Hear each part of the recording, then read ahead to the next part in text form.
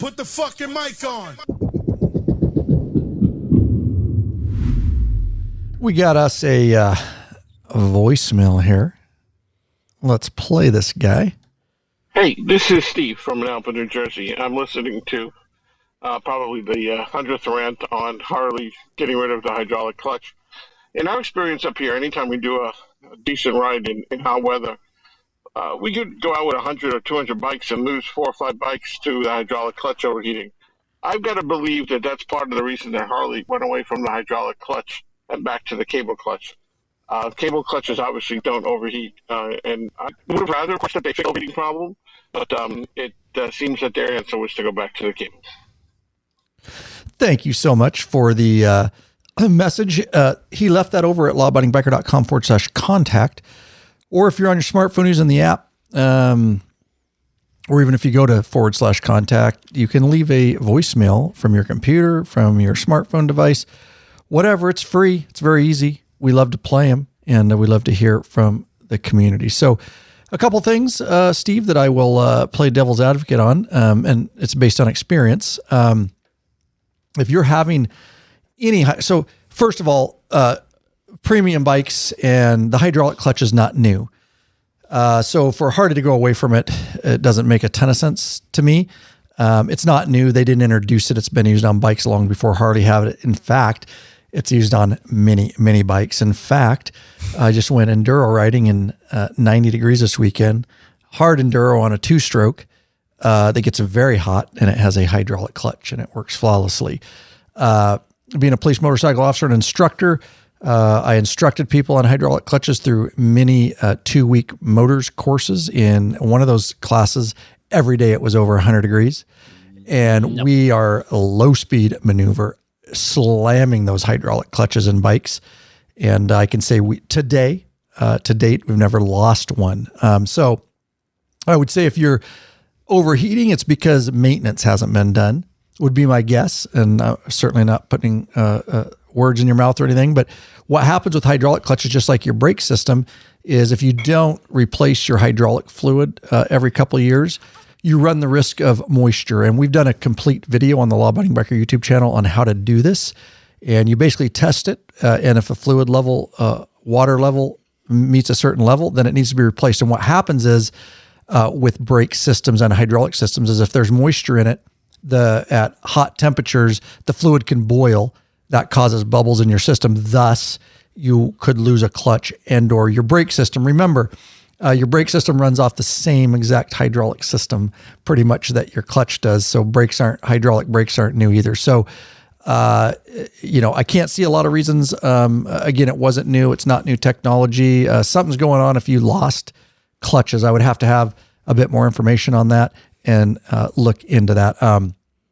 The hydraulic system is a premium system, in my opinion. I've talked about it before, but I've ran both and I've trained guys on both, and we've used the cable systems. And the fact that you don't have to adjust a hydraulic for the life of the clutch is just huge, and it's consistent and it never changes the pull or anything like that. That's some of the reasons we like them. When we're doing cable clutches out on the motorcycle courses, training new guys, we constantly have the bikes over on the side. We have the derby covers pulled off. We're adjusting internal adjustments, outer adjustments. It's just a pain in the ass. Now, so what we did when they did go back to cable is we are making cable clutch systems great again. And the way we do that is through a bunch of different products that we offer in the Law Abiding Biker store. We have videos out on it. The Mueller clutch is huge. Can make it feel like a premium hydraulic. And then we've got the Fat Baggers, easy clutch adjusters. Anyways, it's all over in the Law Abiding Biker store. Check the YouTube channel out. We've done a lot. But again, I was just playing devil's advocate, certainly not telling you what to like. So don't take it that way. I'm just grabbing from my years of experience with both cable and hydraulic in very extreme situations.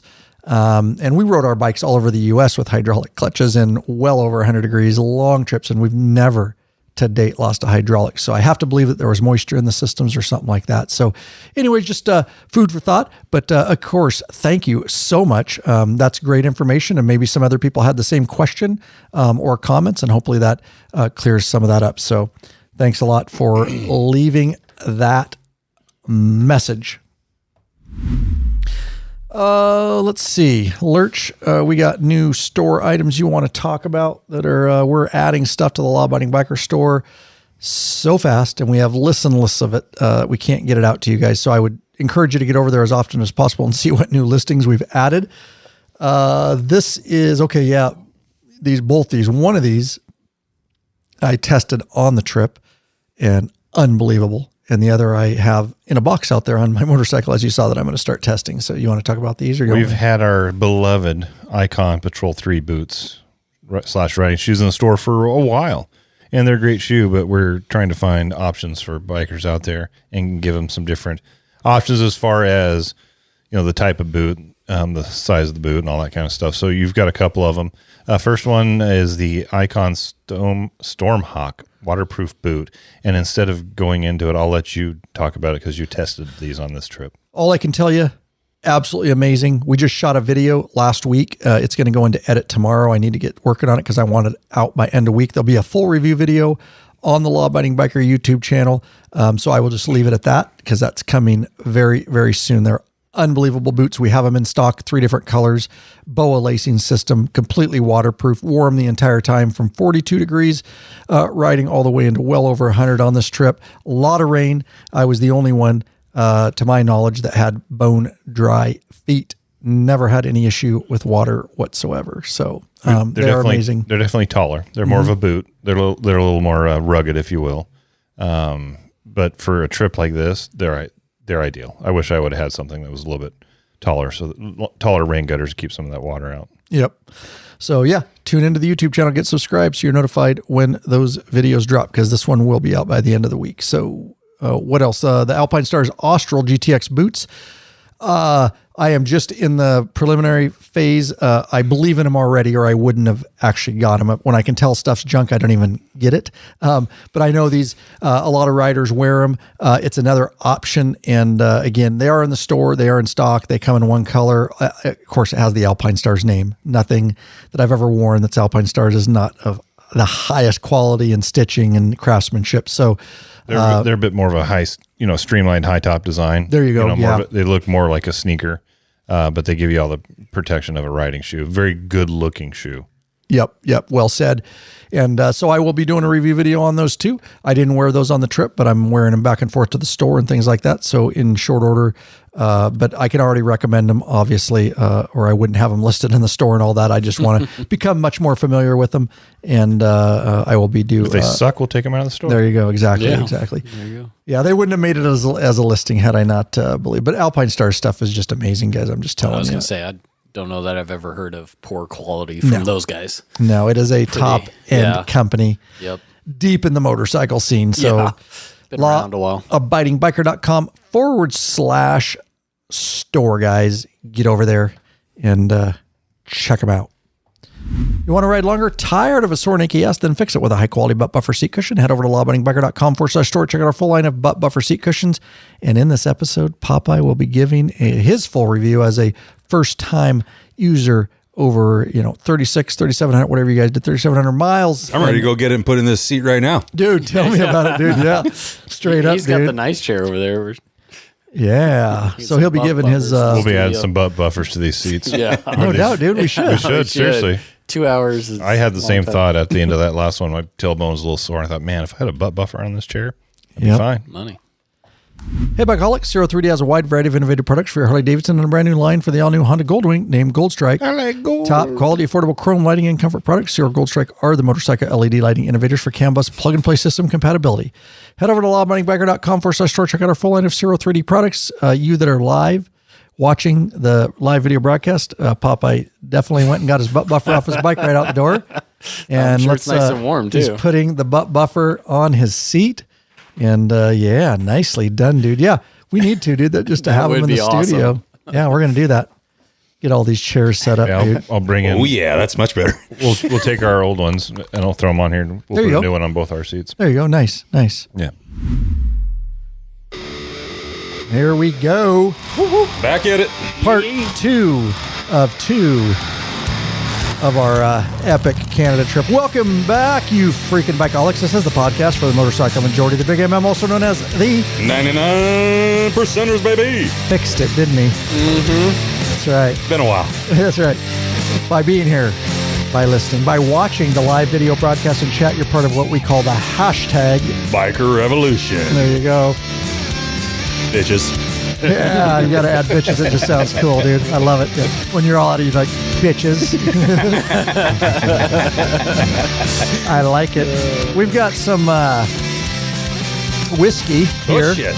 Because this is 2 of 2. Lurch says we bought this for the studio 2 years ago.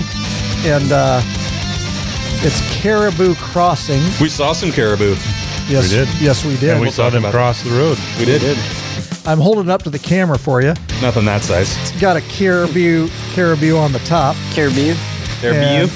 It's got Caribou. She's a real beaut. a nice looking bottle there. And We're going to break into is it that. supposed to be good? Is that why we bought it? I don't even know what you said we bought. I have no recollection of buying this, but we I bought believe this you. down here at the liquor store down here in downtown Yakima. They've got a pretty good selection of stuff, and they did a barrel pick. So this is their pick of the barrel, and they get it all bottled just for them.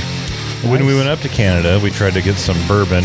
Apparently, there's a bit of a tariff on the bourbon. Little tariff issue. So when we were in Stewart in particular, we couldn't find any bourbon or American whiskey. It was all Canadian whiskey. And Sam and John brought back a couple bottles of some Canadian whiskey. And I hadn't had a lot of Canadian whiskey lately.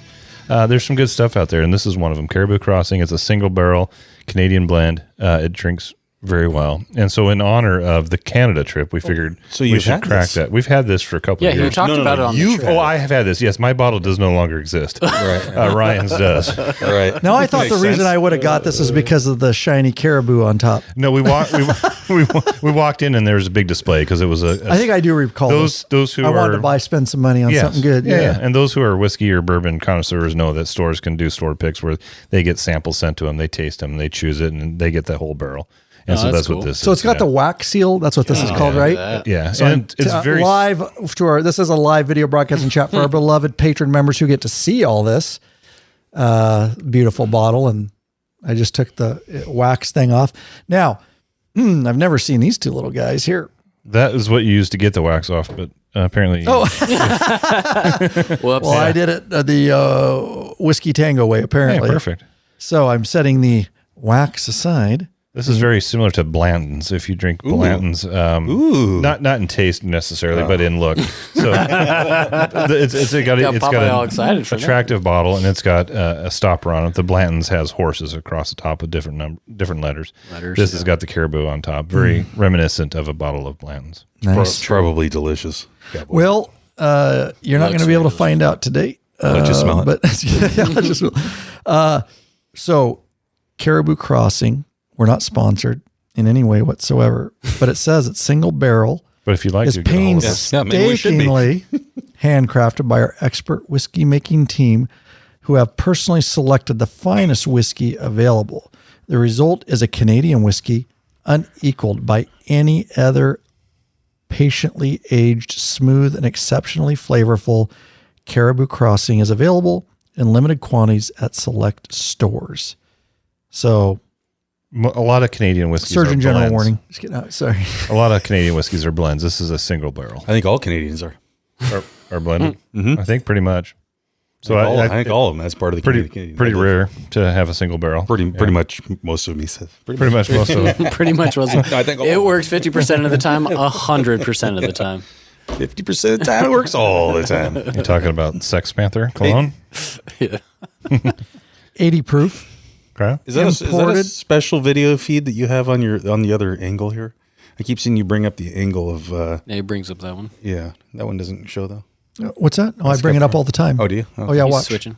I didn't know. Oh, Yeah, sorry. this- That's just His was stuck. That's just paused. Oh, yeah. But I see, I bring up this Yeah, angle. bring one over there. Yep, I bring up that one. I bring I got up my just shorty one. shorts on, so I wasn't sure if. Oh, yeah. That's paused, but yes, that's Oh, yeah, they're in that's full that view, camera. buddy. Yeah, your nutsack's hanging out the left side of your shorts. It's actually the right side. But Yeah, the right side. Yeah. With your left nut hanging out the right side. Anyways, it's imported by the Sazerac Company, Louisville, Kentucky. Interesting. So got a Canadian Sazerac- coming out of Louisville, Kentucky. Isn't that weird? It says right on the weird. bottle. That's why I was reading That's it why all. it's a single malt. or a Sazerac single barrel. Sazerac's actually Probably, owned by Buffalo Trace, who does Blanton's. So there you go. Oh, Yeah, interesting. Sazerac's one of their brands. So I'm going to go ahead and take the. I wonder it's good. I swear to God, this is why I bought it. I just wanted the I'm little. sure you did. You just The wanted little the copper caribou on top, dude. He knows I'm a sucker for trinkets. Oh, he loves and shiny shit. He's the shiny guy that shit, they put stuff dude. at the checkout please counter don't spill for. that. I'm on that the guy. laptop. Oh God, yeah. I better- It's not a screw top. It's a cork. I got to do it on making me video, though. I nervous. know, but it's. Oh, take a sniff of her. That's right, dude. Didn't make the pop though. I love to hear that. I had that trick in high school a couple times. Just take a sniff. I just want to sniff of it. Just let me sniff Get it. your fingers out of my face. All right. Oh, smells delicious. Do you want to? Does it? I'm going to go ahead and pour myself a bit of this. What the hell you got into there? You got a shit ton of water in Well, there. because the ice melted a You lot. drink some of that water and then put it on. Jesus Christ. He likes a little bit of water in his. Well, That was Well, the a ice little- out here and melted. Yes, yeah. Lurch did not set me up like that. Terrible. So no, I gave you ice with a splash of water. But okay, it's all Lurch's fault. I know how Daddy likes his whiskey. he does. See, that's what we're saying. We hang out with each other. There's so much we know each other better You than guys our like an old spouses, married dude. couple. So how do I like mine? You Neat. like yours just neat. Yeah, there's no other way to drink whiskey. Good whiskey drinks neat. It's the only way to have it. He's a little hesitant on passing it over. I had to switch the camera It's a angle. lot of Unlike you electronics. goons over there, just sitting and drink. I got shit to run. Make sure this production goes.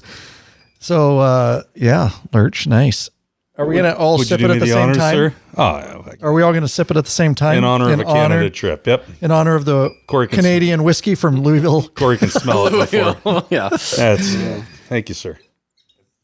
It's imported and probably bottled there. But Yeah, that's what I mean, yeah. Made in You Canada. You don't bottled even in want to the sniff US. it? Oh, I was going to sniff the bottle. You want to sniff it? You can sniff it. I don't want to sniff it. Cowboy is on a Hiatus. hiatus from drinking for a while. Good for him. Good for him. Good for him. But we'll enjoy this. It does smell good. So yeah. Let's have a little taste here. To Canada. Yeah, boys, good To the trip. trip, To a boys. good trip. Yep. To Canada. Hold up Ooh, your sparkling water there. it is delicious. Yeah, it is pretty good. Cheers. It's got a good smell. The Canadian whiskey. Yeah. Yeah. Too shabby. Yeah, Canadians usually blend it with something else. It's a single malt though. Single barrel. Yeah. Single barrel. Barrel, so it's probably not a. Well, yeah. Curious. I read Doesn't you. matter. I was going to say, You you read did the read whole it. thing. I read the whole thing. I Yeah. know. I didn't really pay attention. I was reading some I other stuff. figured you didn't. I was You're actually on reading a Pornhub message. over there. Yeah, from Sturgis Jeff. I was actually reading a message. Now, those of you who are committed to the cause and you listen to episode 1, you know that we cold called Sturgis here at the beginning of episode 1. Live from Sturgis. Yeah, and he was live Sturgis Jeff, from live from Sturgis. Sturgis. Yeah, Sturgis Jeff live from Sturgis. And he says, he was like talking about how you only live once. It goes fast. So basically that's why you got to buy the bikes, right? And then he had texted me here. He says, people next to us are from Calgary. They know the club and the lab members. He looks at me and says, you are Sturgis Jeff. Nice. And he says, that caught me off guard. That's awesome. That's funny. All right. So we have got a lot. We episode 1, we covered days 1 through 4. Just to bring you up to speed, we are through. We left. We're ready to leave the Yukon. We went from all the way from Washington State, Williams Lake, up to Stewart, Hyder, Alaska, up to the Yukon, and now we're headed out of the Yukon. But we at least want to thank a couple people. Do we have any new patrons on this, Lurch? or not? Absolutely. Okay, we do. We have some of our newest patron members that we would like to thank. This is a live video broadcast and chat with our patron members. So these are some of our newest ones. We want to thank the following people. We'd like to thank William Smith of Bakersfield, California, Paul Butcher of Red Deer, Alberta, Canada, and Larry Savell of Richland, Washington. lawabidingbiker.com/Patreon, Patreon. It's very simple to get signed up. You just sign up for a monthly subscription. You get to choose the level of benefits that you want to receive. And there are a plethora of benefits, such as t-shirts and stickers. You get access to the private Facebook group, a troll-free zone, nothing but bikers, helping and connecting with other bikers in there. You get access to live video broadcasts and chat like this podcast early months, often before other people get them. Your year-round patron Law-Abiding Biker store discount, premium videos upon request, and of course, access to those ride, meetup, and events. And we are going to talk about one of those right here in this very episode, because while we were up in Canada, we did have one of those events. So ramping up here this year, and make sure you get over there and become a member. We'd love to have you. We'd love to get to know you better in that private Facebook group for sure. And we'd like to meet you in person and shake your hand as we did at this event in which we are going to talk about. So let's pull up the notes and we will dive in if somebody wants. So we are going, I'll start it out, day 5 of the trip. And we got 5 days to cover Watson Lake here. And we're leaving the Yukon Territory. That's where Watson Lake sits. And we're going to dive back into Fort St. John. This is a push of our day. I think it was our second longest. Our other one of them was 580 miles. This is a 560 miles, 9.5 hours saddle time. Of course, that's saddle time. That's not with gas stops, lunch, and things like that. So turns out to be a good push and a long day. Love a good push. I love a good push, dude. Apparently, if you listen to the last episode, I had one of those in my sleep. Pop, pop, pop, pop, pop, pop. Pop, pop. Why don't you, one of you guys pick this up, because I'm going to enjoy this Well, one of you guys. caribou whiskey. Yeah, we took off from Watson Lake, Yukon Territories, and we ended up having to stop by what is the name of the sign park? Signpost Forest. Signpost Forest. And Cowboy actually got down there early. And Cowboy, why don't you tell us a little bit about it and the history that you read up on? Yeah, so the original project started back in 1942. There's a bunch of soldiers up there. They were working on the highway going through, and a soldier that was injured and had been up there at the hospital or whatever they called it. They ended up asking him, they're like, hey, we need some signs, some road signs pointed to where we're going, blah, blah, blah, that kind of thing. Well, he decided to make a road sign with his hometown in the distance, which was Danville, Illinois. So that kind of caught trend, and after that, other people started putting signs up for where they lived and how far, and it kind of just took off from there. So it looks like in 1990, a couple from Ohio added the 10,000th sign. Thousandth? He's not even drinking. I'm not even drinking. He speaks better when he drinks. Give him a whiskey. 10,000th. My name's Cowboy. Anyway. Fuckers. All right, go ahead, Mike Tyson. Podcast I swear it. It didn't happen that way. Anyway, so there are now over 77,000 signs. That's insane. License plates, signs. Well, I all mean, kinds there's of all stuff. sorts of stuff there. We saw everything. I mean, stickers. different states, different, like there's like some big ones too. Like Yeah. people drove these up there, and they're like massive, like you see on the highway where it's like, And a U-Haul truck to bring 'em big up. town, yeah. And like right there, you Yeah, got here's a huge. I don't know if this is Arlington. Arlington, Washington, but it says "Welcome to Arlington." Big ass it's just sign. massive sign. But so people bring signs up there, and it kind of just took off from there. So it was kind of cool.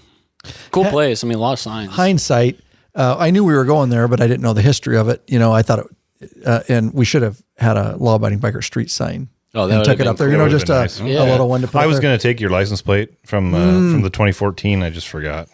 That would have been cool. That's okay. We put a law-abiding biker sticker up there. It will be in the documentary film when that comes out, and we'll show you. We put stickers in a lot of different places. So you're in these areas, you find it, take a picture, and tag us in a social media post. We'd love to see that.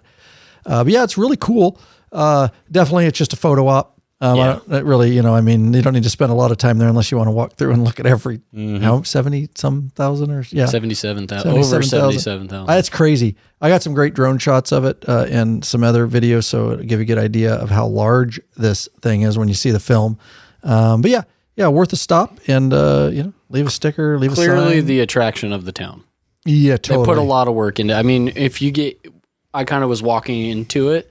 Yeah, and you spent more time there, didn't you? Yeah, there's a stage in the center of it, and there's some like benches and stuff around it. So it was definitely like they put a lot of work into that. The city did. So Yeah. it was cool. Yeah. Worth the stop. It's a tourist stop for sure. I mean, it's well known, and make for a great picture. So It's don't number miss one that. on TripAdvisor for Watson Lake. No, not surprised. There's no number two. That's it. Well, just the problem- number one. See the problem- Summer Forest. That's all we have to offer. The problem is number 4 is the Watson Lake Airport, so that kind of tells you. That airport. Thanks for Yeah. swinging by. The community center, The gas church, station's number 5. Yeah, the gift shop. Yeah, very small place, but yeah. So we hit that, and we had looked at the weather, and we got pelted with some rain the afternoon before, and we were definitely the weather was not looking good where we were headed. But for the first morning, I did not gear up.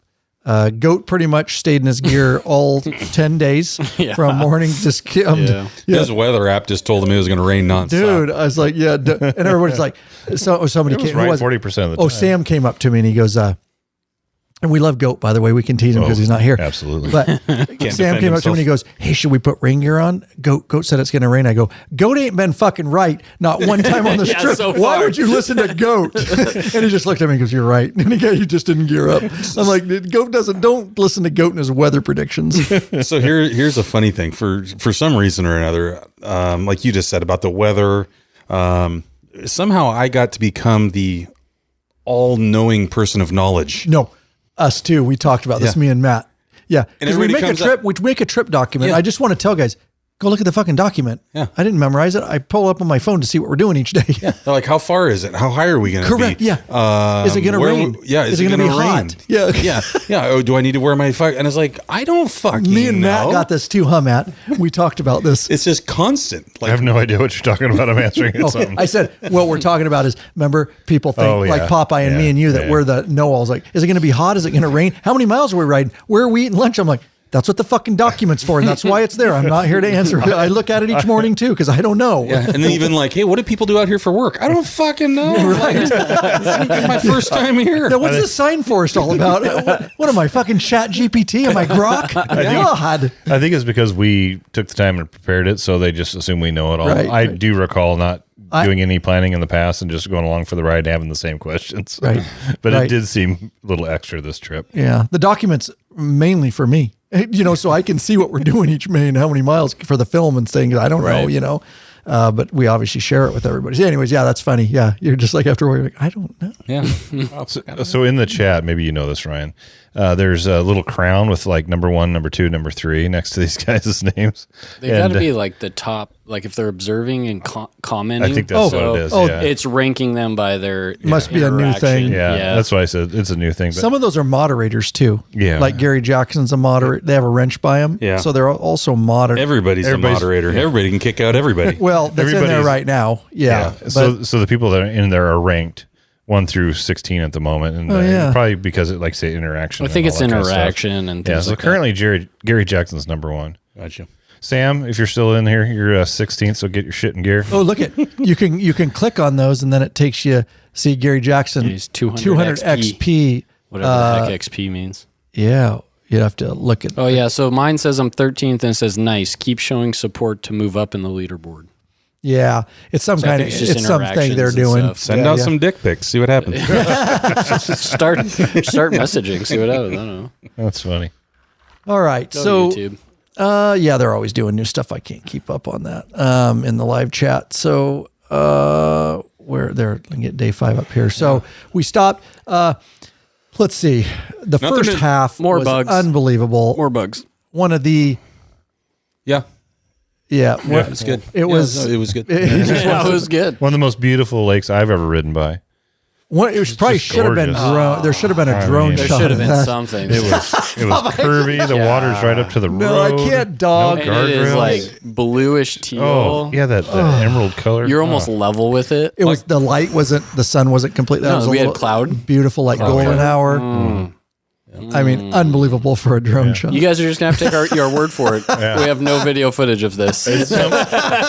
Just take our word for it, It's people. between Watson Lake and Fort St. John somewhere. It's Oh, there. but all jokes aside, it's an unbelievable. What we're teasing Popeye about is, and I'm not. It's all. I told you on the trip, you traded the sign park for the lake. Yeah, right. Yeah. We have 560 miles. we had so 9 much and a half time. hours to go. I can't It doesn't stop get at dark everything. till 11. yeah, we got exactly. plenty of Thank time, you. buddy. Good point. Plenty of Good point. time. So to bring you up to speed on what we're teasing Popeye about. So Popeye's the aerial operations technical coordinator, There it is. i.e. drone coordinator. and he's up Which means front. he stops, And- and then big we deal. decide to throw the drone. Right. He's really good over the years.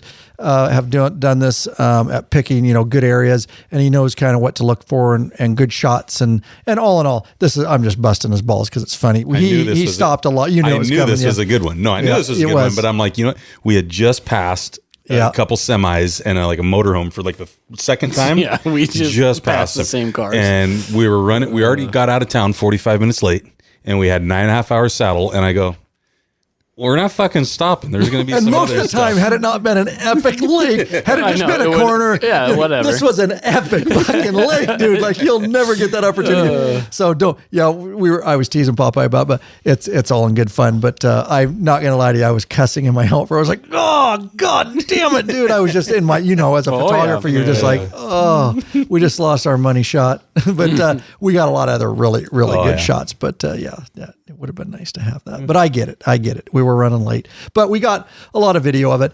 We were running Hope you 360 got good cams. video of the signage park. Yeah, we did. Oh, shit. And we'll have other video of it in there, but it is an unbelievable. It was probably one of the funnest, most beautiful scenic portions of the ride that we did. Like Lurch said, no guardrails. Lake. What is the name of that lake?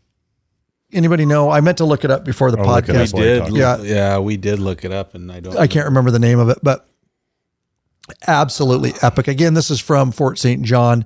You're riding down to, or from Watson Lake to Fort St. John. And if I bring up the ride plan a little bit here, we can somewhere in this area, and I know Lurch is going to look up the name of that, but it's beautiful country. And, I know everybody was just in their head, and it was starting to get cloudy and it was raining a little bit. We geared up, I think at this point, we're in some Muncho Lake. Yeah. Muncho. That's what it was. Muncho. Yep. Muncho. Muncho. Yeah. Because we looked it up when we stopped. Mm-hmm. Great. Oh, it still looks beautiful. Yeah. Just that road right there. Yeah. Just right off to the edge of the. What's the number of that road? Just let people know if they want to go and experience. Please. That's what I was thinking. 97. South out of Watson. Yeah. So if you want to go video it for us, you send us some. It would have been more epic than Lake Louise or anything. It would have been the money shot. It would have been the opening shot. Would have definitely made the opening shot. It's south of the Laird River Suspension Bridge, and apparently in Laird River there is like one of the largest hot springs in the north. Oh, that's and when that place, we had mentioned it to some gals that were on that trip, and she goes, "Did you stop there?" And we said no, and they were very disappointed we'd not. And about stopped. 1,000 other places we didn't stop because we have places to be. But yes, I know everybody's like, "Did you stop here? Did you?" No. We stopped it as much as we could. It makes you have to go back because you just can't do everything. No. Days are limited, mileage you have to push. So, that was really, really epic for me. Just the ride alone. It was cool. So hit that if you get a chance. Now this is, I think that, so we started getting rained on, and so here's the dealio, and I don't know if we officially know, but I think it's common sense, is I coined it Canadian slime. And what I mean by that is we started hitting rain. I guess we hit rain after lunch. We stopped, this was a pretty uneventful, but we stopped in Fort Nelson at Boston Pizza, just a Boston Pizza, nothing special. Ate there. Met a cool guy. Me and Matt talked to a guy who wanted to get into Harleys. We just saw him and pulled in. He didn't know who we were. He actually didn't. He's trying to get into bikes, and we're like, you picked the right people. He asked a lot of questions. I think he was like, holy shit, these guys know a lot. Glide. Yeah, Road Glide, Street Glide. What should I get? Blah, blah. Anyways, we had lunch there. It was pretty warm. I remember. Yes. Pretty hot and bugs everywhere. But after lunch is when we started hitting sustain. We basically rode in 4 hours of rain, and pretty substantial rain at times, standing water. This is where we coined the phrase, or where I coined the phrase Canada slime. So in this area, it's next level. Like the roads are paved, but there is a mud and a grit and sand, and it gets on your bike like a paste, and it does not come off. And I just saw mud, and I didn't understand because I didn't know you can't really if you remember that quantify section though, all the heavy trucks were coming off Well, that's dirt what I'm going to get roads. to. Yeah. So I asked the Googles why there's so much up there, and it says because of unpaved roads. Many of the roads in the region might be unpaved and have gravel sections, which are more susceptible to becoming dusty, dirty, and particularly with vehicle traffic and dry weather. So they were just bringing that shit down to the highway and dropping it off. Well, a lot of them are from the trucks that are pulling out of either the mines or out of the oil fields. Yep. And then when it's nice outside and it's nice and hot, it comes out like moon dust. Yeah, right. And follows up onto the highway. Right. Or when it's go. shitty, then it drags that mud out onto the road in like a paste. And in this case, it was raining, and I'm guessing, some of it was the moon dust probably coming off. And I think so, yeah. And then it turns into just an absolute flipping slime, and it gets Nasty. into everything on your bike. And there was a couple times where we came around corners where that paste was extra thick, and we were both, me and Ryan were talking about sliding on it. Yeah. You could feel your bike was sliding. I mean, it is a goopy fucking mess.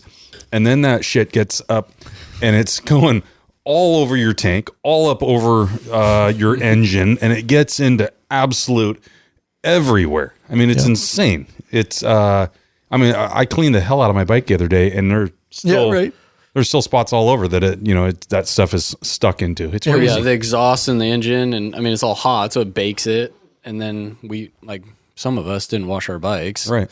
It just bakes for days and days. Brung it like you brung it. It was nasty. I might be replacing the tips on my exhaust. We'll see if I can get them polished out.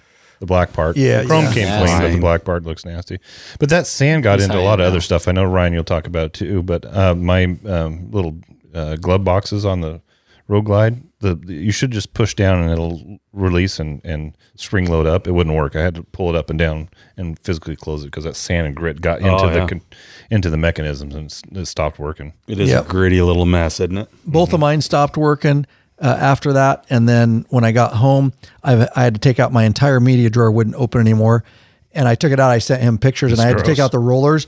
It just the grit and that fine sand got up into all the mechanisms that run the drawer. I had to gut an air compressor and get rags up in there. It just fucked everything up. In fact, I got 2 new latches.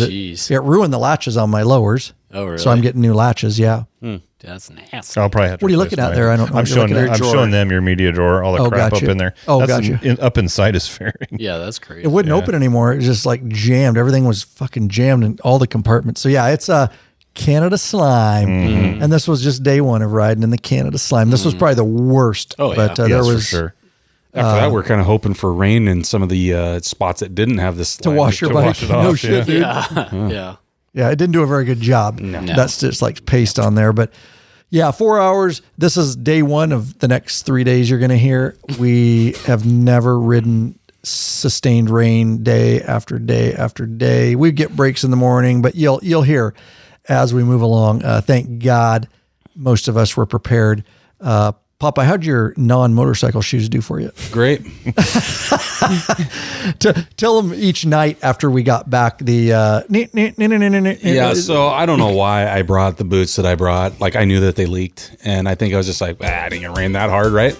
And so I took my shitty boots rather than bringing my good boots, because I do have a pair of waterproof boots Nice, that dude. are tall, and I just didn't bring them.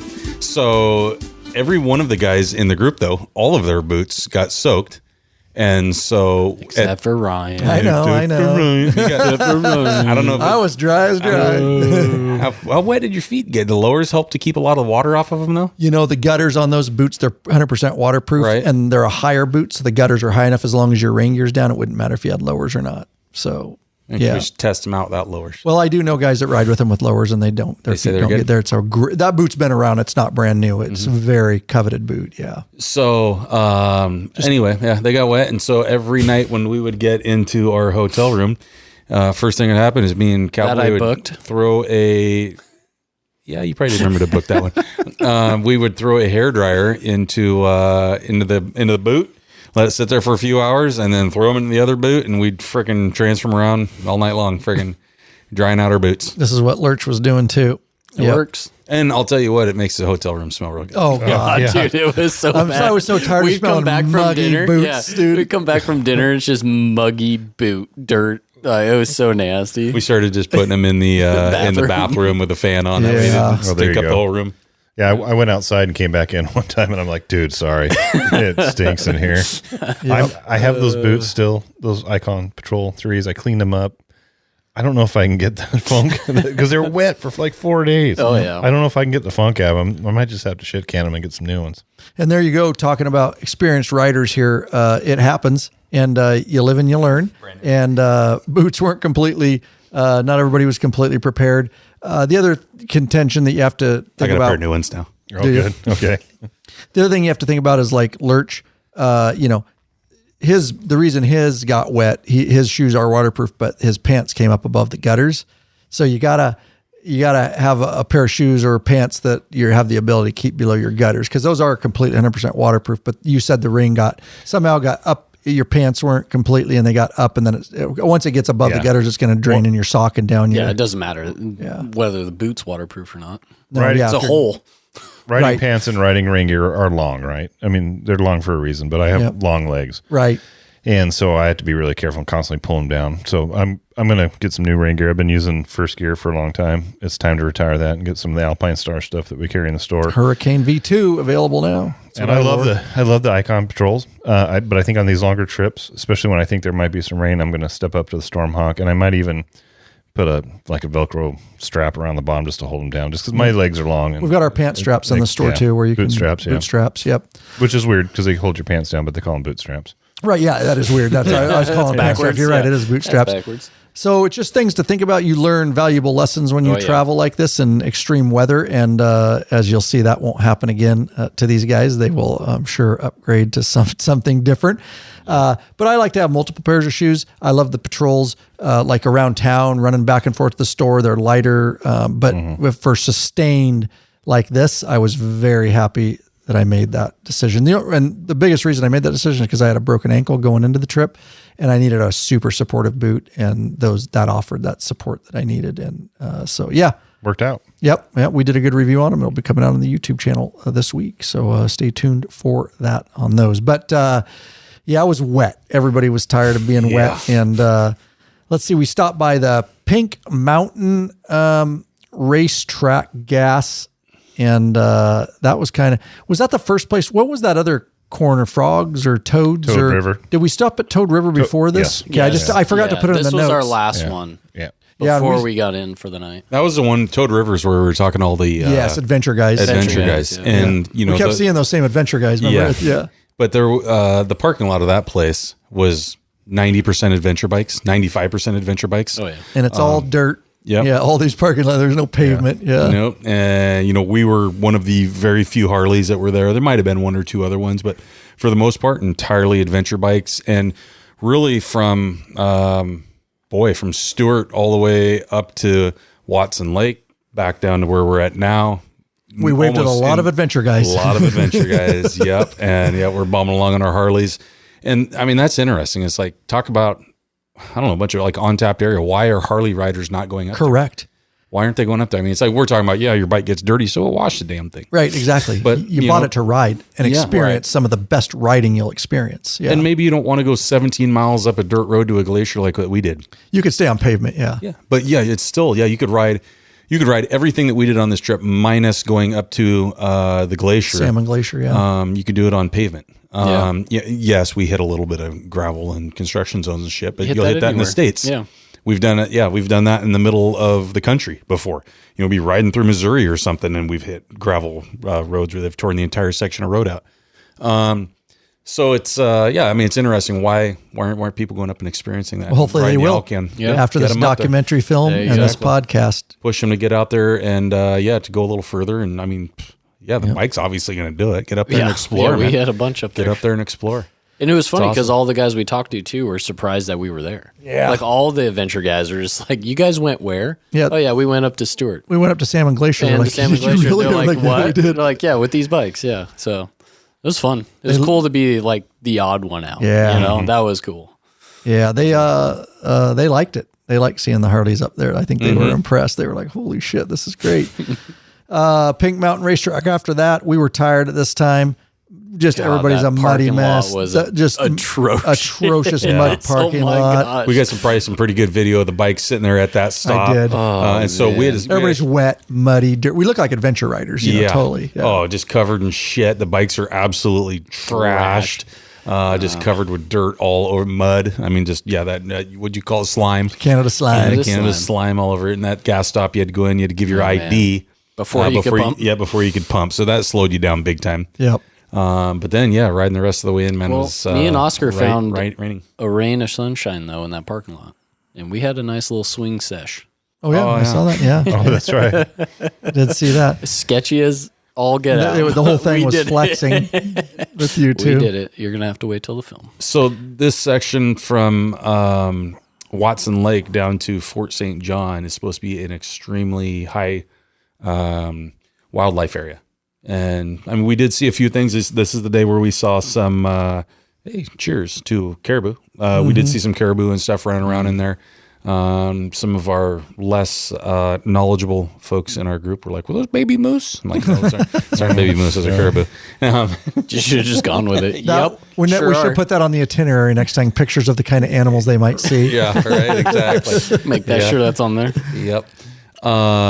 But there's supposed to be a ton of them, ton of different animals riding around or running around in there and stuff. So it is one of those ones where they cut the trees back fairly well, so it is pretty open. So you would see them if they started coming out, running out on the road or whatnot. But something to be looking for. It's kind of cool.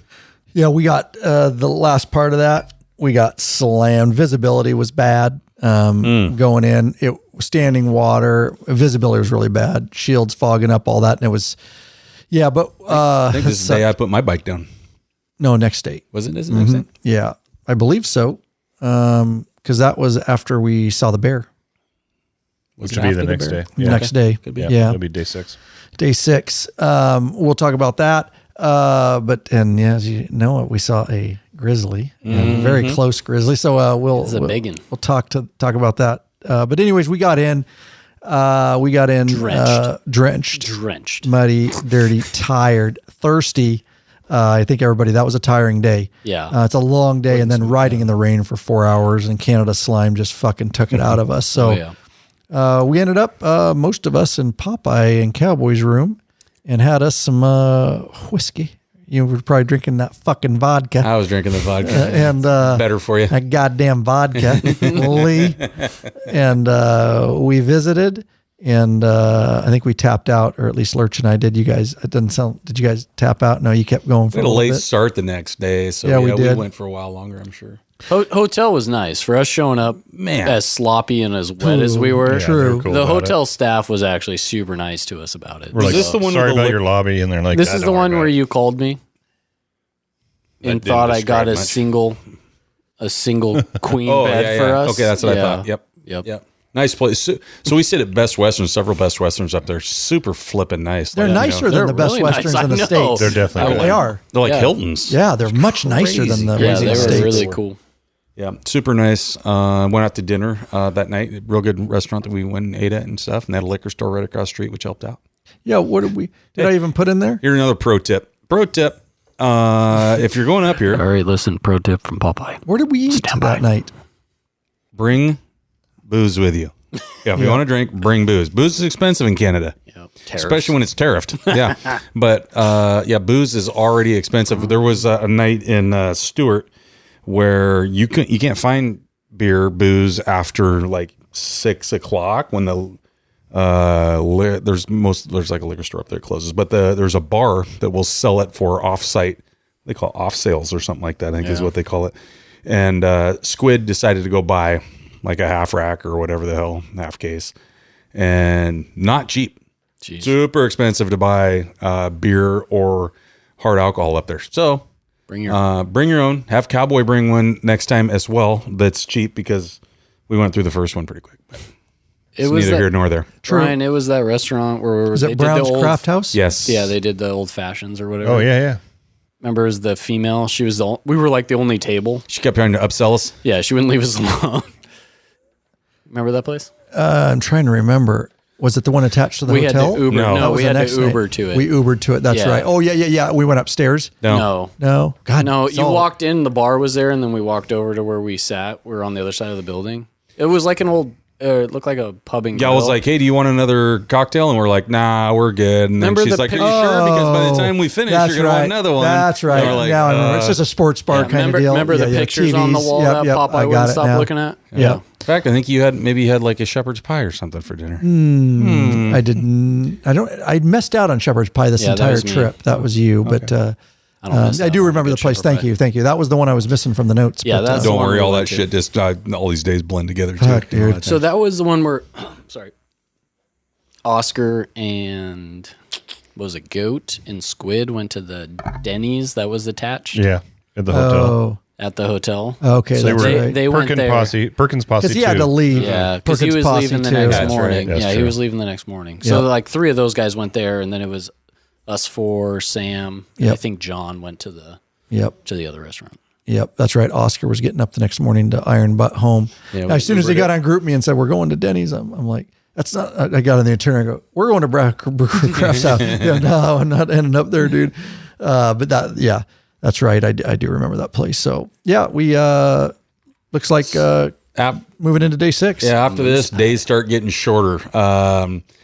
Start dialing her back here. You know, you got a little more towns that you don't have to quite make the distance in between the cities at this point to where you've got to make the mileage. Some of these places you just have to make the mileage in order to get to the next, decent sized city. You're not just staying in some little tiny place, which is cool too. But we had places what we wanted to get to. We had places, in order to make this entire circle, we had to put some miles on. So anyway, we could start slowing down a little bit now, start seeing some of the more of the sites. Lake kickstands up that day at 10 a.m. We were heading from Fort St. John down to Hinton. Like we were just saying, Oscar took off early in the morning, like 4 o'clock in the morning, 4:30, something like that. And he did just over 1,000 miles, like 1,002 miles. By himself. By himself. He had to get back home for some obligations. Yeah. So, and then as my surprise, because we had a lake kickstands up, me and Cowboy come downstairs after having breakfast and shit, and here comes Ryan pulling up, and his bike's all clean. Oh, that's right. This We're was like, there, what wasn't the it? hell? Like, where'd you do What that? happened? Yeah, so he went and found himself a car wash, tried to get some of that Canada slime off I the bike. did. I had to, dude. Sitting in that saddle, got up. God, yeah. They have a big, because it rains so much there. Huge car wash, all indoors, and they've got them tarped with like cubicles, different sections, and it's all hand. But it's all like nice and climate controlled. They got a hand job, blower thing. Yeah, it was pretty kick ass. That didn't last long, by the way. Yeah, I was but gonna say but it that was still was- better. You know what I mean? It rained that day. Yeah, it did rain that day, later that day, but it was still way better because I couldn't even. I mean, my IFCU had Canada mud and slime. I was like, I can't even see my screen here. Like 4 days in a row, we had heavy rain for the last Right at the 30 end. to 40 Right at miles the end. of each day and just dumped on us. And so the drying our boots out with a hairdryer was a consistent thing for like 4 days in a row. It was awesome. Safety Source was not happy with that operation. It's a severe fire hazard, if you did not know. Oh, I was not terribly concerned at the hotel. I was a little more concerned at the VRBO that was in my name. I told him, I back you on that a little bit. Yeah, like, oh, like, God, it's dude. fine. It's probably fine. Probably Pretty fine. sure it'll be Leave it okay. unattended blow dryers and shoes and clothing. The breaker will trip before anything happens. I'm sure of it. Fine. That's how they designed it, right? Yep, that's why you have breakers. Fire guys are out there going, oh, Jesus Oh, yeah. Christ, fucking I'm cops, sure. Yeah. dumbasses. I'm sure. Shit. What else you got on this day? Oscar took off at 4:30. I don't know if you Yeah, mentioned yeah, that we yet. Talked did. about that. Yep. Dawson Creek, mile 0 of the Alcan. Yeah, we hit that. Alaska Highway. So went through there. The morning ride was dry. We got a break. Yeah, it was. for the That was morning. another one where Goat had all his shit on, and we were like, "Not gonna rain, Goat. Not gonna rain." He's like, Goat. it's gonna rain. And we're like, "Not gonna rain." Goat would have made a perfect weatherman though, because they're always that wrong. Yeah. Yeah. And then what's funny is like I tell consistency. him, I'm like, dude, if it starts fucking raining, guess who's gonna pull Yeah, I over? was gonna say, Correct. that's That's what I always tell people. I go, I'm gonna trust me, if pull it over starts and put it raining, on. Papa will pull over and we'll gear up. At some point, you might be wet by the time he pulls over. Yeah, but it'll be pull over. less wet. But than you got to if make an didn't. educated guess. Sometimes you're like, I think this will pass. Blow over? No, it's not. Let's pull Yeah, I over. fucked that one up a time or two. In fact, when we first first day. Yeah, day one. That was day That one. was day one. I'm like, this will be fine. And then I thought we were going to power through it too. Yeah, I did too. And I'm like, shit. Now. All right, better pull over before we're completely soaked. So yeah, it started day one. Yeah, and then we stopped into Mighty Peace Harley Davidson. Ryan's Talk about wearing that, a Ryan? shirt right now. Yeah. We like to stop by the dealerships and, just they're all unique in their own way. And this film was partially sponsored by Harley Davidson. And we wanted to stop by some of the dealerships and get our mileage checked for the Harley Davidson Let's Ride Challenge, Ride for Heroes that's going on. Get signed up. It's not too late. But we wanted to promote that a little bit. But we found out they are not participating in the mileage check. Doesn't matter. We can get it checked back here in the States so that we can see, where we're at in the challenge and stuff like that. But nonetheless, we got to, that's a really cool dealship. It was nice. It was very nice, very squared away, very nice people. Yes. We've experienced everything from assholes to really nice people at these dealerships. And some of them know who we are, some don't. And usually the ones that don't are kind of... Do you remember the salesman's name that I was talking to for quite a while? Brad? That sounds correct. Yeah, super nice guy. Shout out to him. Came over. He actually played hockey in my hometown. Where I live now, not my hometown, but... played hockey down there and stuff, and just super nice dude. Yeah. Came over, just easy to talk to, offered us coffee, offered us water. Super helpful dude. So shout out to him. Very nice dealership, very organized. Again, Grand Prairie, Alberta. Stop by. Yep. You won't be disappointed. We picked up some shirts and things like that. And Brad also told us we actually had a lunch stop planned, but we were pushing and behind, and we're here. Yeah, it was like a couple lunchtime. Hours to lunchtime. It was. Yeah. And we had lost. Did we talk about we lost an hour that day too that we weren't thinking about? We did, and that was our piss poor prior planning. We're usually pretty good about everything, but we have done that before. When we're planning, we need to look at time zones and realize that we lost an hour that day, and so it made sense. And so Brad recommended Canadian Brew House, which wasn't too far away. And I must say, thank you, Brad. Might be a little eye candy there too. Yeah, so the scenery might be all right. That's right. That's a fact. And he was not wrong. Sticky. Easy, buddy. Good food, good service, good vibe. Again, that's a Canadian Brew House, Grand Prairie, Alberta. Stop by. Still pretty nice out at this point. And it was south of that. It wasn't very long. We started hitting wet areas and light rain off and on. Weren't sure. We did gear up. Popeye pulled over. We did gear up. And we all made that decision. And it wasn't very... So we got lucky here. Because about a mile before this happened, after that, it started fucking pouring the last 60 miles. But why don't you guys talk about this? Just dropping. It rained hard. The grizzly bear. Yeah. That one. It rained. Yeah. So, and I'll admit that I think this is where I did it. Maybe it was after. It was right after the grizzly bear because it had just started pouring rain and you had to pull over real quick because your shield or something. Yeah. So anyway, we shit happens. Yeah, it does. Shit happens. But anyway, we come up over a little rise, and I had been looking at every pond in every open area. So I used to work up in Alaska and the Yukon quite a bit when I was younger, and so. I know a lot of times you're going to find moose out in these little ponds and they sit out there and eat and stuff, right? And so, we're coming around these ponds and, I'm head checking every single one of them that I see for days. I'm doing this because most of the guys have never seen a moose. I don't know if any of the guys have ever seen a moose.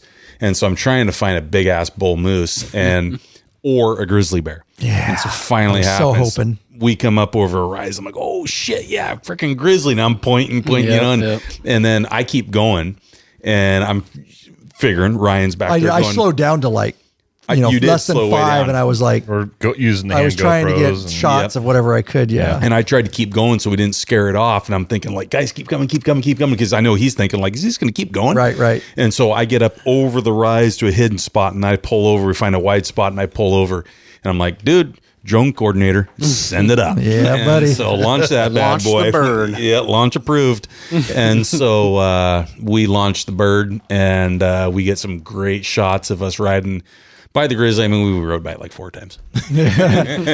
Those are some epic drone shots, guys, that are going to make the film. It was pretty fucking cool. I got them not even when they were passing me. Crossed the road twice while we were dicking around. Yep. That was another thing. You're sitting there looking at it in the drone. And because I've got everybody kind of sitting there waiting, and he was kind of out in the brush, off the side of the road. He starts coming back towards the road, goes across the road. I'm like, okay, boys, let's go. Let's go do it again. Yeah, do it again. We were on the phone or something with you. Yep. We were like, yeah, go. He's good. I wanted that shot so bad, and we nailed it. And that is Nice. going to be fucking awesome, Nice. dude. Super cool. Luckily I have a really good zoom lens on that too, so I was able to get from a long distance a good zoom shot. Get up nice and high Yep. so you don't disturb him. Yep, I mean, yep. pipes may be able to disturb him, but Right, disturb yeah, him, but- Yeah, Lee probably is more disturbing. than Correct. anything else. Clearly, he didn't care. He keeps walking back and I forth. think they're Got used to cars traffic. passing. Yeah. But he We had was 2 rips. We were there He was a beautiful looking grizzly bear. That was a highlight of the trip too. for sure. I've never seen one in person. Yeah, I don't You know see what I too mean? many grizzlies. I mean, like I said, all the time I've worked up there, I mean, we were hunting the damn things, and it's hard to find them sometimes, right? And then even like I've done a lot of driving up in Alaska and the Yukon, and I've only seen a couple, over the years of while I was driving, up there. So it's like they're not around every corner. Yeah, that was cool. It's pretty neat. Yeah, so that's coming in the film, and we basically had 35 miles, and I guess 35 miles before, but it started 1 mile after that. So we were there for a good 20, 25 minutes, Yeah, and it didn't start raining, and we were able to fly. We were able to get the shots, and then 1 mile south of that, bam. boom. Dumped on us. Welcome to hell. Yeah. And that was the last 35, 40 miles. Just fucking hammered us with rain. You pulled over. What did you pull over for originally? When No, I think I pulled over to gear up. It was getting dark. It was- just kept yeah, getting darker yeah. and darker, and ended up pulling over by one of them oil places. we were already geared up in rain gear, you just pulled the whole that's right. group Yeah, over. you pulled You're over for correct. something. Yeah, I can't you're correct. remember why. It was were getting- we waiting for Ryan? It was No. getting darker. It was starting to rain. You're right. And then I ended up. I had my sunglasses That's on. what it was. that's Yeah, what and it it was yeah. getting dark. And the day before, when it was raining on us, I had my sunglasses on, and it's dumping like a mofo. And I ended up having my glasses down on the end of my nose. Yeah. 'Cause he's trying to see. I'm like, I'm not pulling over. Like we're like 5 or 10 miles from the hotel. It's like if I pull this group over, it's going to take another 10 minutes to get going. Because even if I stop for 2 seconds, everybody else has something to do, right? Yeah. Yeah. And so I'm like, we're not stopping. So I pulled over, just to change out my sunglasses into my clear lenses. And it was kind of funny because I'm reaching back in my saddlebag. I'm going to do this super quick, and we're And going it's to get pouring going. too. Visibility's horrible. Yeah. And I could have taken my time because you were fucking around with something. Yeah. But I'm trying to say hurry up so nobody gets off their bike and we can get right back to going because That was just him trying to make sure no one else got off. Right. it is. Yeah, he was in a 100%. hurry trying not to make everybody else feel comfortable enough to do 100% something. trying to get the hell out of there.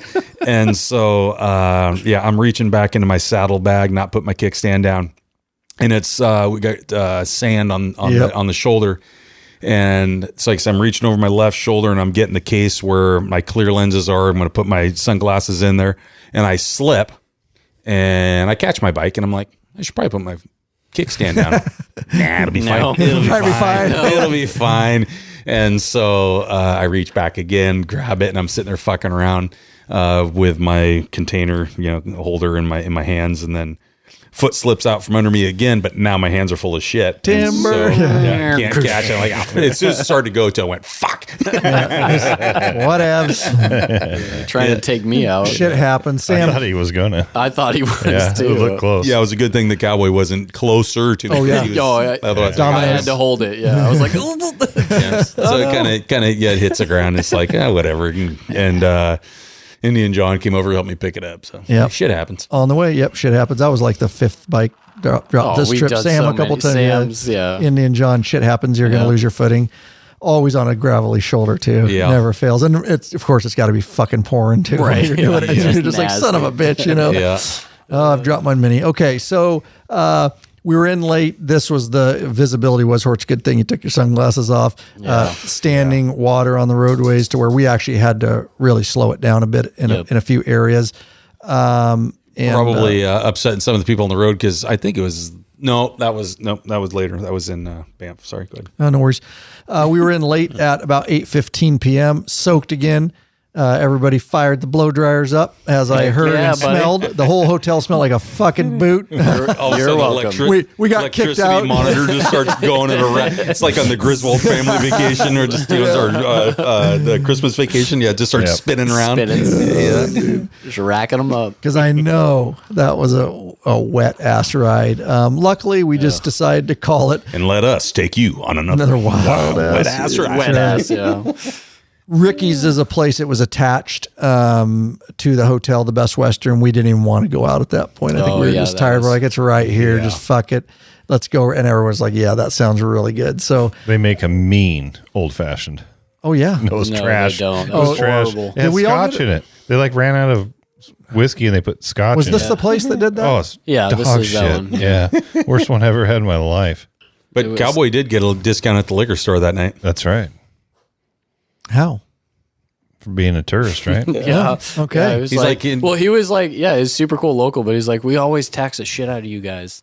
And so he goes, I'll give you a local. Yeah, he's it like, down. and with your discount, it With comes your too. discount. And Yeah. Cowboy's like, my discount? He's like, yeah, your discount. All righty. Sweet. I'll take it. Yeah. We did find out while we're at dinner, Oscar did make it home at 11 p.m. And home, 2,300 hit storms along the way too. He nailed a bunch of rain, but he was at 1,002 miles iron butted home from 4:30 a.m. Made it 11 p.m. in Eastern Washington State. all. Yeah, Moving. iron Job, butted it. Oscar. So let's move into let's do this first, and then we will move into day 7 here. 7. Whoever would like to pick that up. Hey, Bikeaholics, searching for new and exciting motorcycle products? Zero 3D has the products you dream about for your bike. Check out their wide variety of innovative products for Harley-Davidson and Honda Goldwing motorcycles.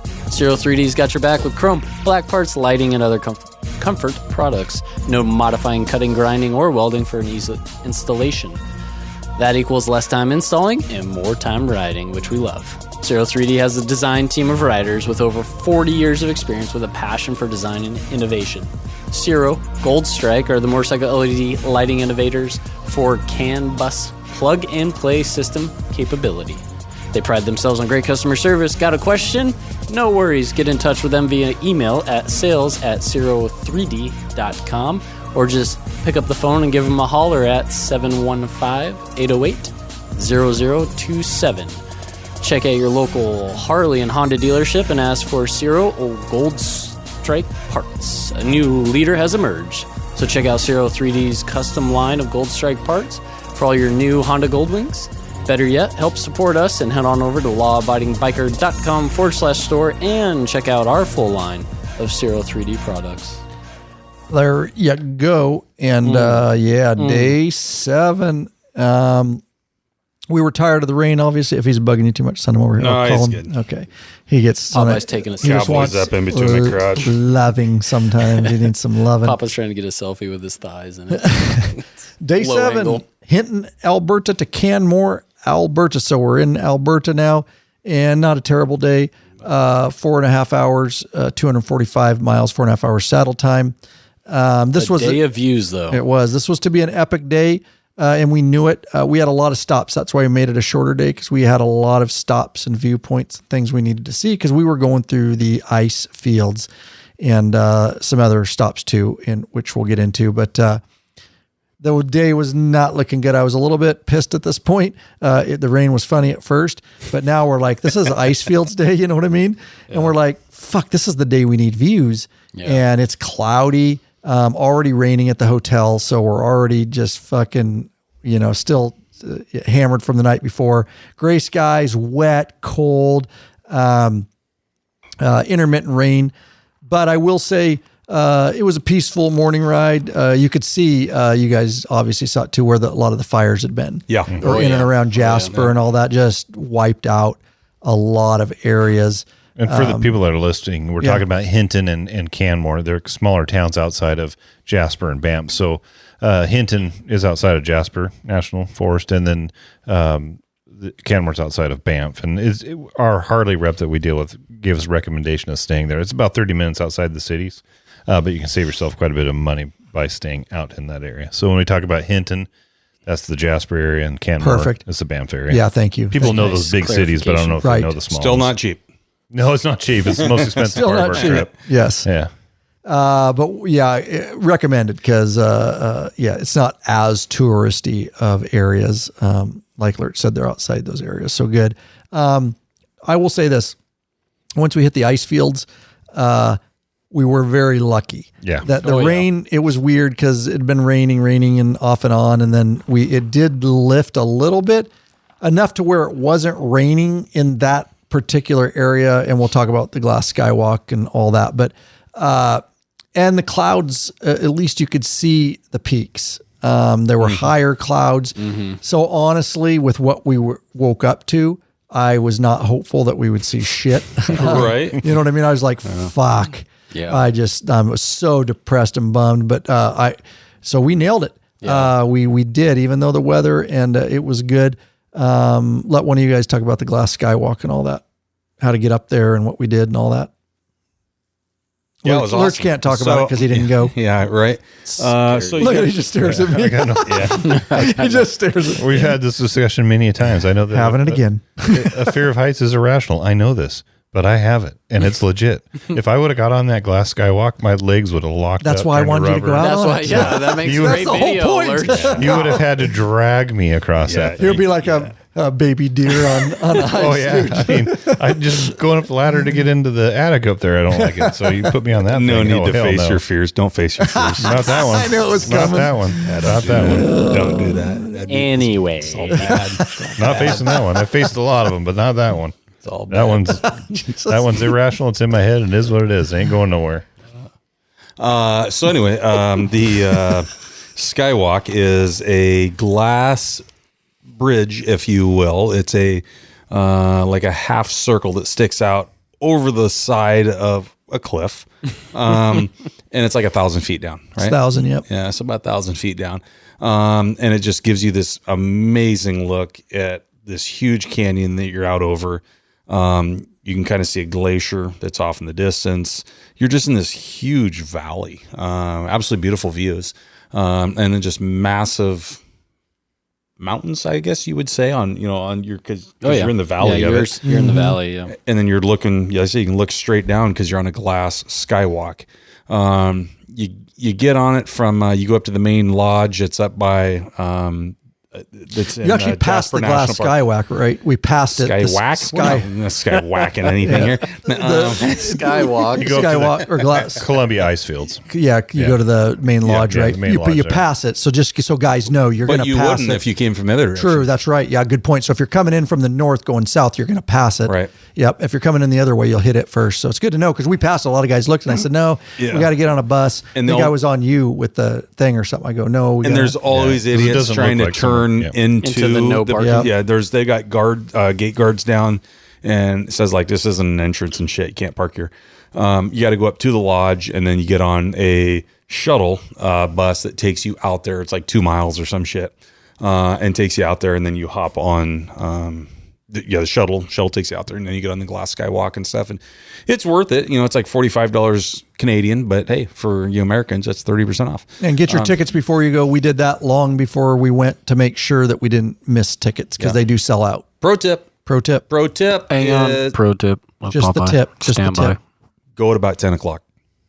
10:30, somewhere in there. The girl actually told us, she goes, for whatever reason, she goes, everybody shows up between noon and 1. They don't want to get out of bed. Yeah, Yep. getting up late, maybe, and they're probably driving, because there's not shit around there, right? Mm-hmm. So they're probably leaving from Canmore, they're leaving from Banff, or they're leaving from Hinton. So they leave later, and then they get there around that time, around lunch hour or something like that, after they're seeing these other sites. And she goes, "We were the only ones out there. There was like two other people, another couple that were out there when we were out there." And she was telling us, she goes, "It'll be packed with people in another hour." She goes, "It'll be wall to wall people standing out there." And so it was only us. And she's like, you guys came at the perfect time, which I think was like 10:30 or 10:45 where our tickets were for, something like that. So she goes, "That's the perfect time to go." So it's a pro tip. Yeah, and on our way out, the bus because you just get on the bus that dropped people off. That's It right. was full. Yeah. That bus was full. So there was probably, 20 to 50 people walking out to it on our way in, which was super nice. So And when we had rode the just bus missed out, it Yep. was us and Just like us. another couple. Yeah, we missed it, which was good. Yep. So that's the time to go. So there you go. Agree. Get your tickets ahead of time. And if you like to live a little and face some of your fears, highly recommended. And I will tell you, though, that it moves and it does moves a move little when bit. you walk. It's pretty Yes. cool. And then, of course, Lee was bouncing up and down on it, which was really cool. And then it was really moving. But even looking Right down, next it's to funny the how your sign mind, says don't jump. looking I down. never saw those signs. Is that what it said? Yes. Yeah, of course, everybody does it. I think they said on the way up, they give you a tour, like it's like 16 long rods in Yeah. it or something like that. Some big Yeah, they steel. showed the big bolts. You took and stuff. 16 long rods on this trip, didn't you? Cowboy. What the? This is going nowhere. Let's just But it does give you a vertigo, like looking down through the glass. It takes your mind a minute because your brain's like, like you shouldn't be here. Right, Like you're yeah. falling. You No, know, you're not yeah, falling. And it yeah. gives you vertigo. It's funny because last night I was out on the patio having an old fashioned working on the laptop. And for some reason I was going to put the leash on the dog. We have a big glass table over the patio, and I put him on. I didn't even think about it. I threw him on it because I was going to buckle him up, and he's like lurching because he's looking down, but it's only like He's like, 3 why feet. am I still and I was like, he's just freaking out. So I had to grab him, but his brain was like, "I'm falling." No, you're not. You're not falling. We have to do that with Lurch. We're just Yeah, going to correct. have to drag That's what him. I'm saying. That's what I'm saying. Just Dude. watch So I him get your fear freak alert. out. That's how. Once you said that, I was like, "That's exactly how Louis. His Yep. feet were," and he's like, just he's just shaking. all over too. Just No, thank you. So basically the two Squid didn't go interpret either. information the same. Lurch and the dog. Yeah. He'd look at motherfucker. Get the finger right there. Yeah. Oh God, we love you. Squid didn't go either, right? It was just you and Squid kind of stayed back at the lodge there. and, Sam didn't go. Oh, Sam didn't go either. Sam That's hung right. back. Yep. As well. From there, it was cool. Yeah, you hit the glass skywalk. Then you can go down from the lodge. You can see, the ice fields and all that kind of stuff. Great views. If you do want to, you can take a buggy out onto the ice fields, but we didn't get Right. that ticket. We elected not to prior just because of time. We already had enough stops. Next, stop by the Weeping Wall. It's awesome. Huge rock wall it's called the Weeping Wall because there's all kinds of little waterfalls coming out of it and stuff, and running down that, and some epic shots there. They're coming to the film with the drone. Wait till you guys see those. You'll love it. Some of the best shots I've ever seen. They're the best. They're the best. Everybody's talking about them. We're still talking about them. Still Never talking seen about them. anything as good. That's right. As those shots. And then the Big Bend viewpoint, which I don't remember much about that. Did we miss that? Or No, that was the one where you flew in the sky. That huge bend that did almost a 90, and the views were amazing. Oh, that was was Big the Bend Big was Bend. before the Yeah. Weeping Wall. No, it was right after the Right after. the Weeping Wall. We stopped and we were waiting for you guys To catch up, we Big caught up Bend because was where you guys were out with the RV, and the guy was an ex law enforcement, wasn't he? He was a YouTube. yeah, guy, that was too. before the YouTuber, Weeping okay. Wall. Big Bend yes, is that before is the Big Weeping Bend. Wall. And then That is big, so I have it wrong. Okay, Yes, on here. we yeah. took off To the Weeping and Wall. then to the Weeping Wall, Oh, and that's you when we met met us you. at the Weeping Wall. Flip 'em. So it was Gotcha. right before that. Yeah. Okay, so yeah, Big Bend, awesome. Dude, yeah. that place was cool. You got Just some the photos, Views. yeah. Yeah. Did some photos there. It was really cool. From there, it was the only place you can get gas and lunch unless you're going to power through is what's called the River Crossing. And we knew this and we had it on our itinerary because that's where you're getting gas. And it's a huge facility. Very Very luxurious. touristy. Very my the gosh. food. You want to be a foodie, this is the place to go. Oh, Yeah. jeez. Like I Yeah, said, they this just is- shuttle the buses in. Not a foodie tour. Not a foodie tour. No. No, shitty tourist food, very overpriced. Buffet line, basically. Buffet is line, what it horrible was. quality, Yeah. but just packing the people in there like cattle, just moving them through. It's like going to any, park or anything. It's just, just going to be overpriced. They're making money for it, but they do have gas and, we got our bellies full, at least somewhat. And, But the good thing is, Yep. is that if you don't have a place to sit down and the food ain't good and the beer ain't good, guess what? It keeps your group moving. that's true. That's true. We moved, didn't we? Yeah, we They did. were like, we're out of this fucking touristy exactly. place. Too many people, food shitty, no beer. Let's go. And you mentioned it as, we came from Stewart, the serene, peaceful, no yeah. people, back Straight into to the middle. fucking chaos. Yep. And I kind of miss Stewart at that point a lot. Oh, yeah. You're like, it's cool, it's beautiful, but the ice fields are very touristy place Yep. where everybody goes. People don't go to Stewart. So don't go there. It's a shitty place. Like Wonder we if said, it'd be we've tried better- to tell people, don't go. Yeah, don't go. I wonder if it'd be better to do this trip in reverse order. No shit, wind down. See, that's funny. Yeah, to where you could get out of all the chaos and your last couple days of the trip are peace. Yeah. True. Something to think about, guys. I will be putting out the ride plan that we did. I always do when we do the doc films. That'll be in the description and stuff. Right. That's the only thing. Yeah, it'll be a lot of miles. You're pushing hard the last two. Which might have been why we decided to do it.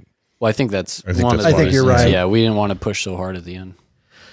And from there, it was Lodge at Bow Lake. These are all stops you should make. That's a beautiful place. Corey was in photography heaven. So good. The Lodge at Bow Lake. It's just a beautiful, clear lake. There's a lodge there, of course, and it's just right off the road. You just go down a little bit, and we spent a little bit of time at the Lodge at Bow Lake, and then got lucky again because that was the rain. We didn't get hit with it while we were there. You're right. It was right after that. Then we started getting rained on. But while we were there, and we were there for a little bit, I was traipsing around trying to get photos. And it was clear. It was clear. It was. Which and was really nice. Just partly cloudy. Yeah. Right? Yeah. It was really nice. Sorry, continue. No, that's fine. Cool. So stop at Lodge at Bow Lake. Beautiful. Yeah, it's great. Beautiful. You can hike out. You can walk out to the lake.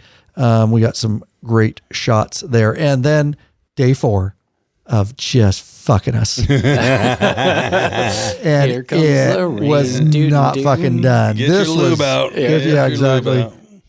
And this was very hard, sustained rain. Our last 70 miles or so, 60 miles. Yeah, it was all the way into Canmore, which Lurch, like you said, that's outside of Banff, instead of staying in Banff. And this was very sustained hard. I remember a lot of standing water. We definitely slowed down in a few places because we would have hydroplaned had we not. Yeah. And we just powered it through going. I know everybody was just shaking their head like, you got to be fucking kidding me. Yeah. You know, we're just like, I'm just done with fucking rain. And then we had the cagers around us and stuff. And so, that's a tough one. Like I'm passing people and then, we start getting that standing water. I'm like, oh shit, we got to slow down. Yeah. Like move it in the right hand lane, cause it's like, man, we're not going fast enough. The cagers aren't going to slow down really. Right. Right. And then they clear up and we jump back in the left hand lane a little bit when it was raining, but not standing water. We did blow one of the Patron members off the road. What? Not off the that's road, right. Blew by him. He was laughing. Because I saw you the next day. Yeah. We were talking to him the next day. He's like, I thought that was you guys freaking ripping down the road. We slowed down for us. Yeah, comparatively for us, it was slower than we usually rip. Yeah. We're trying to get to our spot here. That was Graham and Christy Jenkins. It was Graham. Yeah. Oh, that's right. Yeah. That's awesome. And it was pretty funny because you're like, I can't believe how fast you guys are ripping down the road. We're like, we're going slow at that point. Yeah, that was us slowing down. That was us at our slow mode. But just slammed us. Had a nice VRBO real in nice. Canmore, and the blow dryers fired up in there again in the garage, and everybody was trying to dry out. And dinner, we Ubered in, or we got taxis because they didn't have Ubers, regular taxi into the Grizzly Pub. What do you guys remember about the Grizzly Pub? We had to wait for a bit, so we decided we're going to go to the what would you call that? The beer store. They have a gift store. They had a gift store where they sold beer that they attached to the restaurant. It's their beer. Their brew. Yeah, their beer. And so we bought a little 8-pack or something like that for all of us that were standing there, and we went out and stood in front of there, and we quickly got told by the guys watching on camera that you can't have beers here. And so before that, the gal in the store, we said, can we drink them outside? Because it's kind of a boardwalk area in between restaurants. She's like, yeah, I don't care what you do. Well, somebody in the restaurant didn't like that answer. Apparently you're not supposed to. So we were around the corner down by the water and he was pretty cool. He goes, just, can you go around the corner? Yeah, just don't go be right in front of us. Yeah. So, we went around the corner and drank our beers and waited for our table to get cleared up. Oh, that's it. We're out of here. All right. Good job, guys. Catch you on the next one. Yeah. Because you guys got warrants out in Canada for you now, dude. All right. So I was not there. I was not there. You know what song that is? No. Breaking the Law. It's Breaking the Law. That's why. I was like, what are we doing here? Breaking the Law. I wasn't. I was down filming. You were filming. That's a cool little town. Yeah, it was. It's a really cool downtown area. As I walked around and looked at some of the architecture. Yeah, I went and walked while we were waiting for our food. A lot of different colors and old building. That old church right across the street was really cool. Well, and the peaks. Yeah. So you can get some of that long straight of the street, and then in the back you have the big peaks. It was a pretty little town. It was. I'd like to spend more time there checking it out, but we were in a bit late. And but the Grizzly Pop-Up, we got in. Really cool. It gets a lot of good reviews. Yeah. If you look at its reviews and stuff, it's a very popular place, busy place. Sam bought us a bunch of shots. They're called teas. Green tea. Green tea. Shot, Yeah, I think he bought around, then Indian John brought it around. Yeah. That's right. I don't think they're the strongest of No. shots, but they are No, good. because I think it's mixed in a pitcher, and Yeah. it's not like everybody gets the same amount of liquor. It's like, if I remember right, Jameson and then some kind of liqueur, like I can't remember what. They're good. You could probably drink 100 of them. Peachy Correct. liqueur. Yeah, you probably could. They were delicious, but didn't feel tasty. very much from them. But yeah, they were tasty.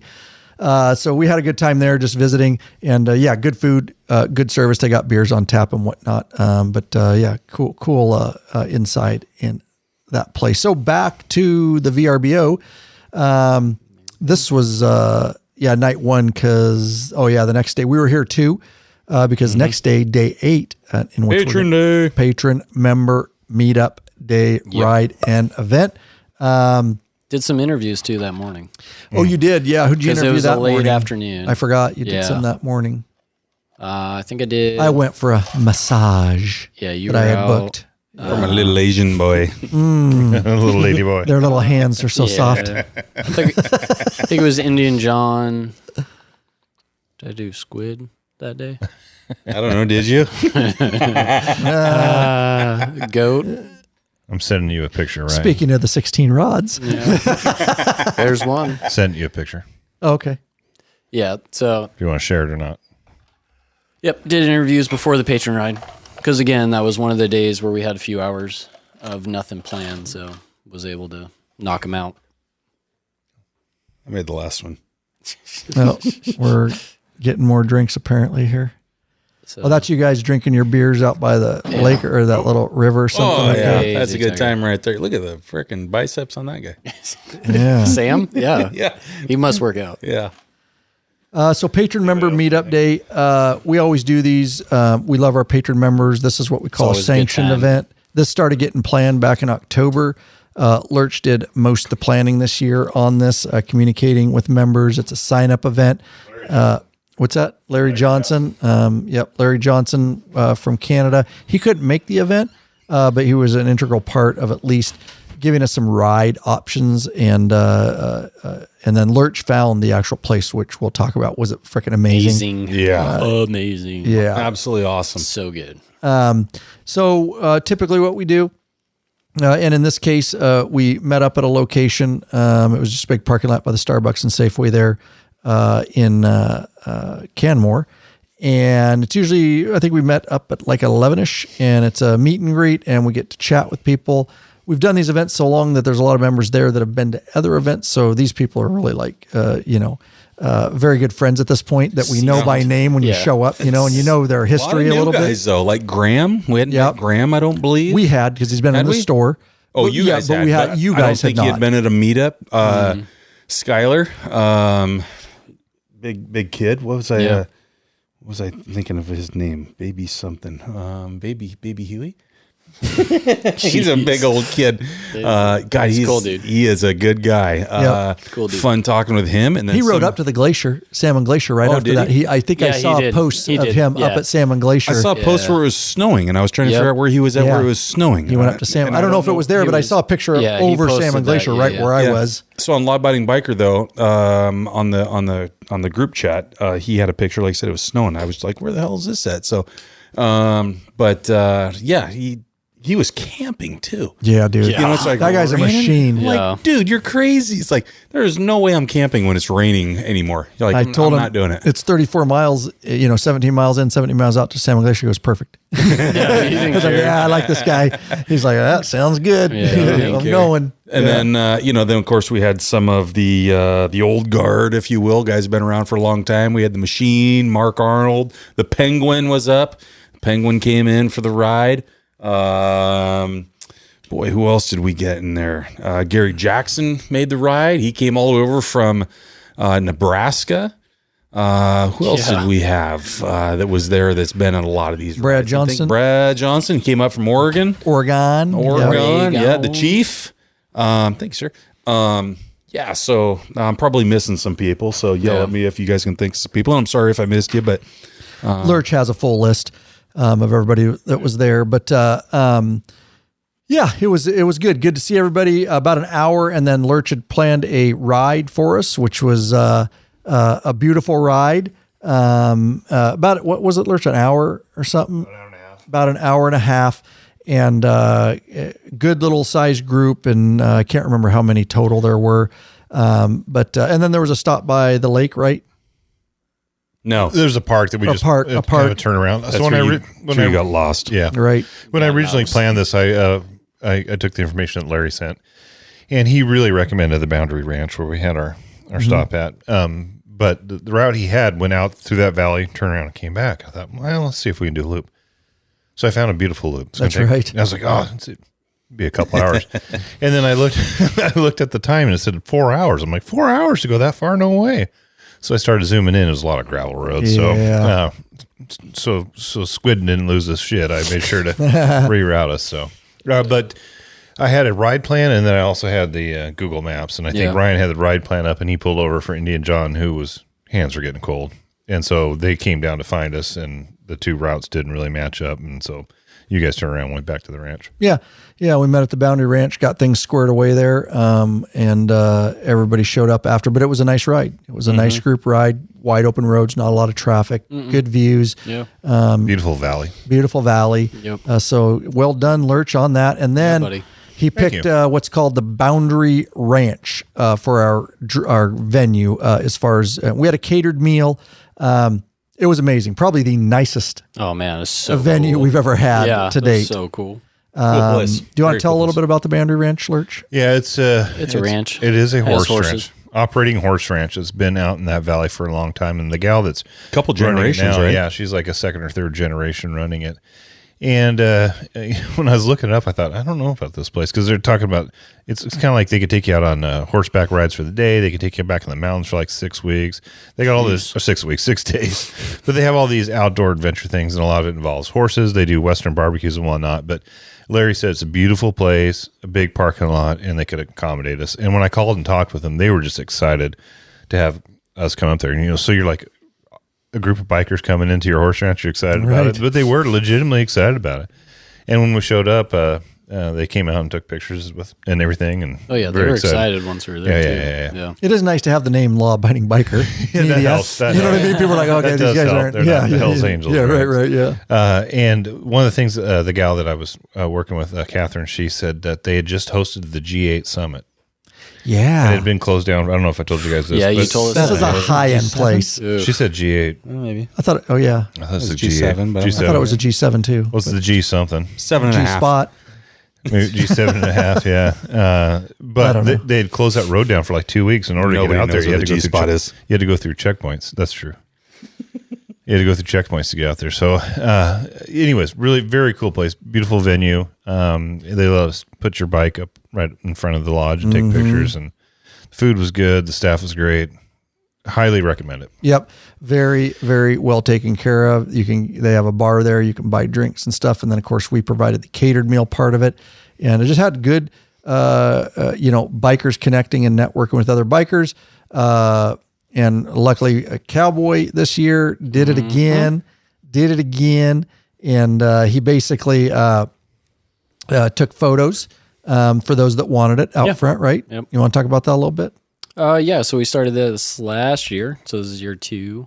But it was raining, and kind of where we're at, our bikes were further away. But, we always like to have bikes in everything we do. So got permission to ride Ryan's bike up to the lodge, which was just a little bit down the sidewalk there, and took pictures of people. And then I pack along a little Canon printer that prints out a 4x6 photo. And so I do some editing while everybody's just kind of networking, having fun, and then I print a photo. So I print a group photo and then an individual photo if they wanted one. And ended up printing some for the ranch too. A couple of their employees came out and they wanted a couple photos, and then we printed those and gave them to the ranch, and then I printed a group one, I think, or one of just the lab guys. And I gave it to Matt, and Matt gave it to the venue. So it was kind of fun. I always like having that. We are at I'm sorry. Market. I'm trying to find a video for you guys. Oh, it's just a YouTube video popped up. I heard you guys rattling off people that were there. And Jake Moritz was there as well. He's in the chat. Oh, yeah. He says, when a few of us went outside, we heard a horse do an impression of Ryan sleeping and let one rip. Nice. Nice. Luckily, we're out of range of the smell. Oh, Where's that's Jake awesome. from? Remember? He's from Wisconsin. Okay. Yeah, Milwaukee. He's near the mother company. Yeah, I talked to him outside for a bit. Yeah, super nice Mother guy. company. The motor company, the mother company, whatever you want to call it. The company. The company. Did you mention that Christy and Graham gave out hats? And I haven't. Oh, yeah. We haven't got That's there right. okay. I got it on here, but we're not. right. But go ahead. No, It's go a ahead. good time. Talk about it, yeah. It's fine. Yeah, so We're right there. Yeah.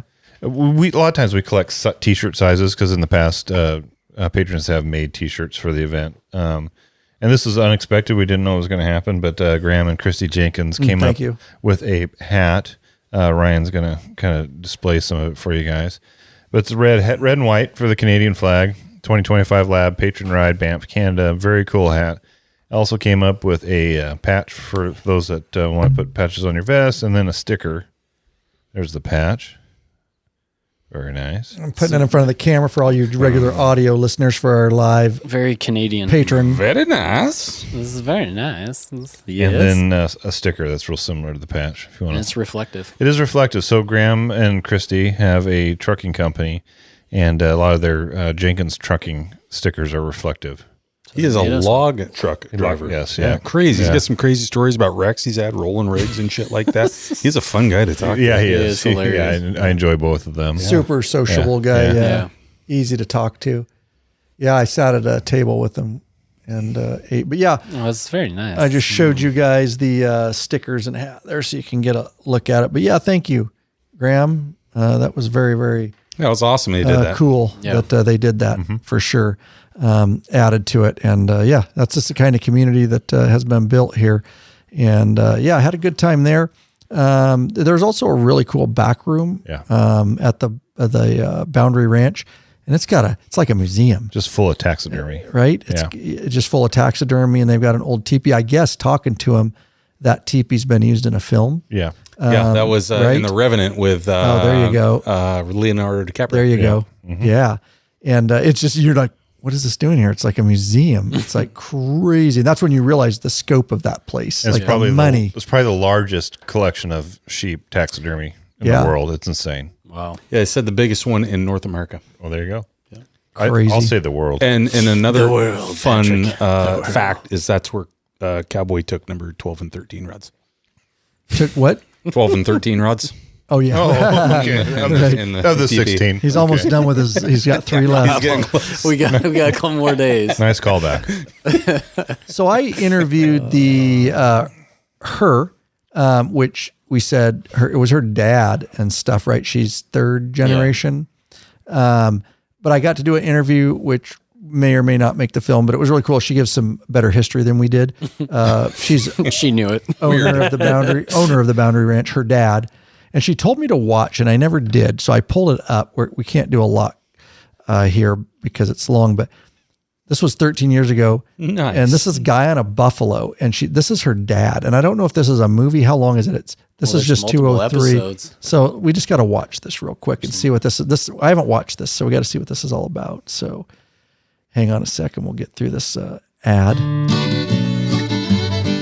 No way. He's riding a buffalo. I've seen Yes. this. Yeah. Have you? Have you? Yes. Yeah. A lot of people have. This is her dad. Of course, Lee would Bears, have watched Indians this. and such. Bears, Indians, and such. Episode 1, Guyana Buffalo.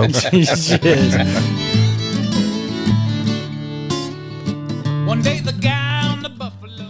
So Oh, I'm it gonna has its own theme song. I'm gonna turn down. Just we shouldn't get this is unlisted, so we just won't. Oh, we're not even monetizing it, so we're fine. Oh man, I gotta get away. Jeez.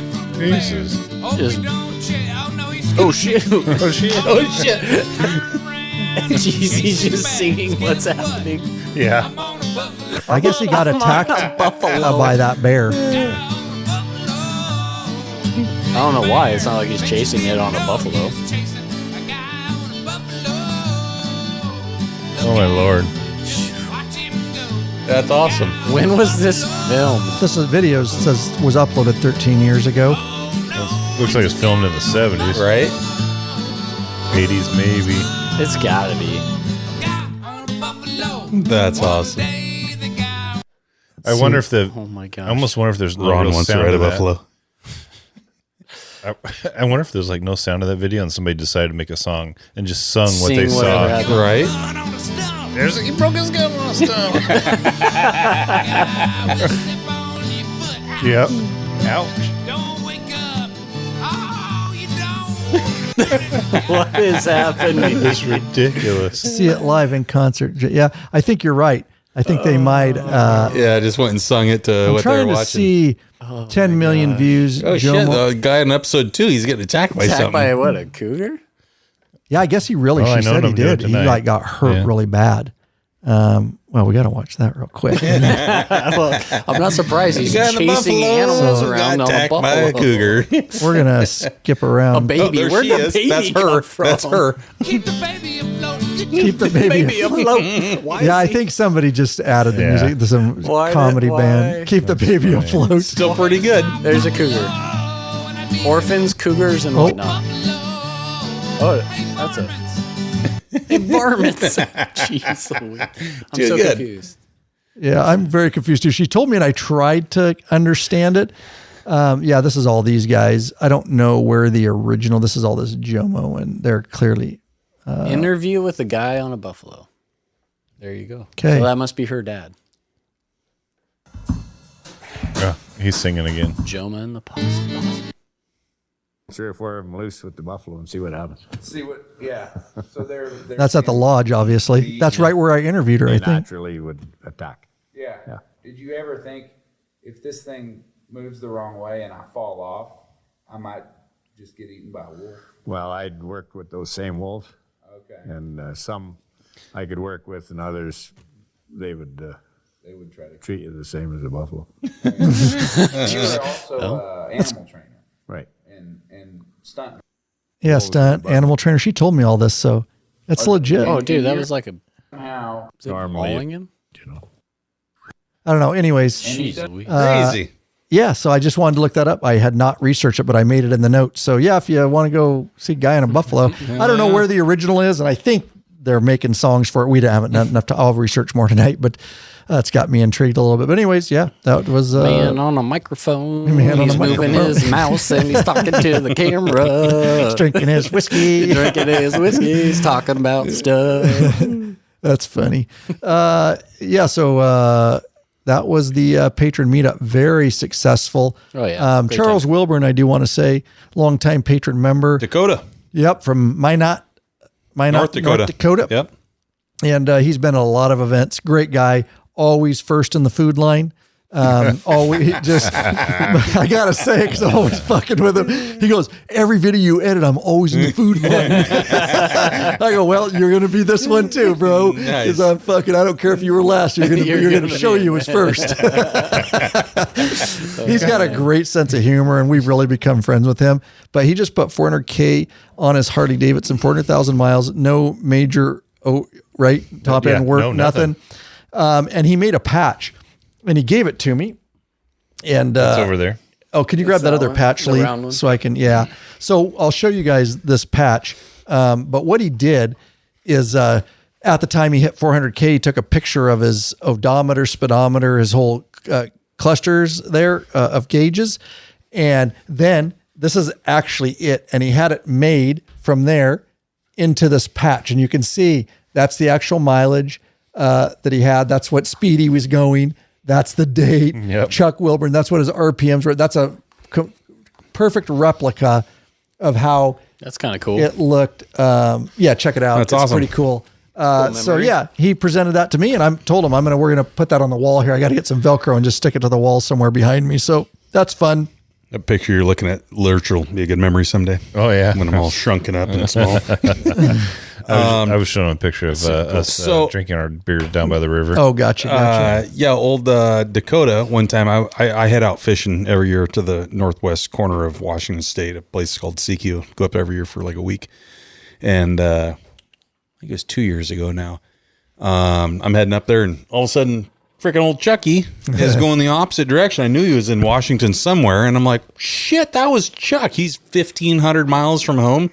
And recognized him, on his bike going the other direction. But yeah, I was just Kind of a funny coincidence. Yeah, that's like the time you shouldered Russell Roberts in his 18-wheeler. Yeah, right. Remember? Yeah. You just saw him driving. That's Russell Roberts. Didn't you pull him over? Yeah, I did. That's awesome. Yeah. So I knew. Yeah, I knew Snowman was going to be coming through my hometown. He was dropping some stuff off for a dam in the area, and he posts pictures all the time of his truck. So his truck is pretty unique color and stuff.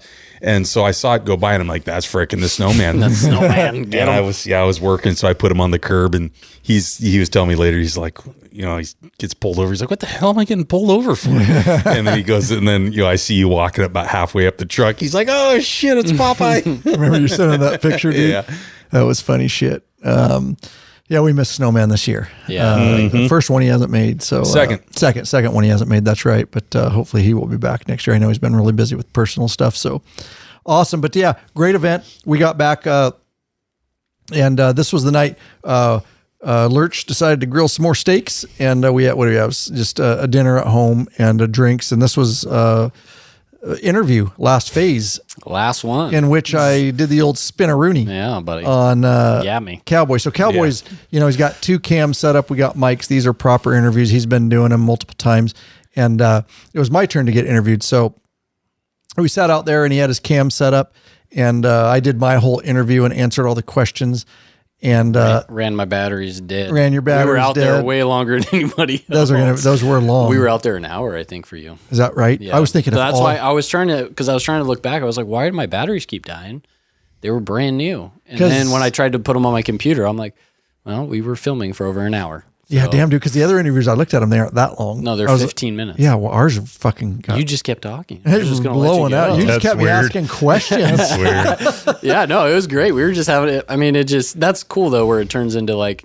We were just out talking. Forgot we were. Yeah, had filmed. whiskeys and just chilling and talking. But yeah, it was over an hour, so that's why. Wow. I was like, crap. Why is this happening? Yeah. Well. So we got to have Cowboy and his inner thoughts on the film. So I immediately switched it. He took his cams. I set mine up very quickly and mic'd him up, and it was his time in the hot seat. And I did kind of a different. I didn't know all the questions, but I had a good idea of kind of what I wanted to draw, and we had a good time, good conversation. So there you go. We swapped hot seats, and I got to interview Cowboy. So yeah, good time. So yeah, good time, good interviews, and I can't wait to watch them all as I get into edit. So yeah, good day. We winded it down, some cigars.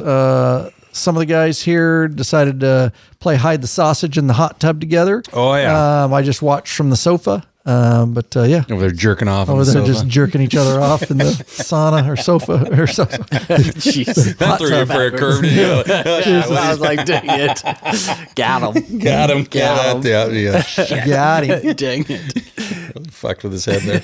And day 9. Big day. 250 miles. Yeah. Big day for sites. Like 7 hours. Yeah. Like 5.5, I think, and then it turned into a little longer, and that's okay. It did. Usually does. And if you think the rain was over, this is when I really woke up and I was like, fuck. Oh instant. God. Raining hard when we left Canmore. It is soul crushing when you wake up and it's raining. You know what I mean? Well, especially after 4 days of riding. Yeah. It's not day one. When you're riding and you get, oh shit, here's the rain, you put your rain gear on and ride through it. Fine. Right. But on day 4 and you wake up and it's just black, dark, and raining and just like, fuck this. Actually, day 9. You just dried your shit out. Yeah, you all just dried your shit out. Dry for 4 seconds. Yeah, it's like now we're going to get wet, and I'm going to be wet in the first 5 minutes. Yep. Mm-hmm. We did miss the rain for the Patron Day, thank God, mostly. Yes. We hit a little bit, but anyways, rain, cold, and this was the morning. I think I put 45, but I think at 43 when I got up to. Yeah, it was cold. I went to Starbucks to work on the laptop, and it was like 43 degrees. But I think by the time we rolled, it was 45, and wet, cold, damp. Just that air, it's different when it's all wet like that, just going through you. And Ryan's got pretty good OCD. He does not like the schedule to be fucked with, and so I like to fuck with the schedule once in a while, just to fuck with him. Correct. And so me and Lurch had talked, and we're like, yeah, we're not going to Lake Louise. And so Lake Louise is a big tourist trap. Yep. Tons of buses. And I told the guys, I said, hey, we have been to way better lakes already than Lake Louise.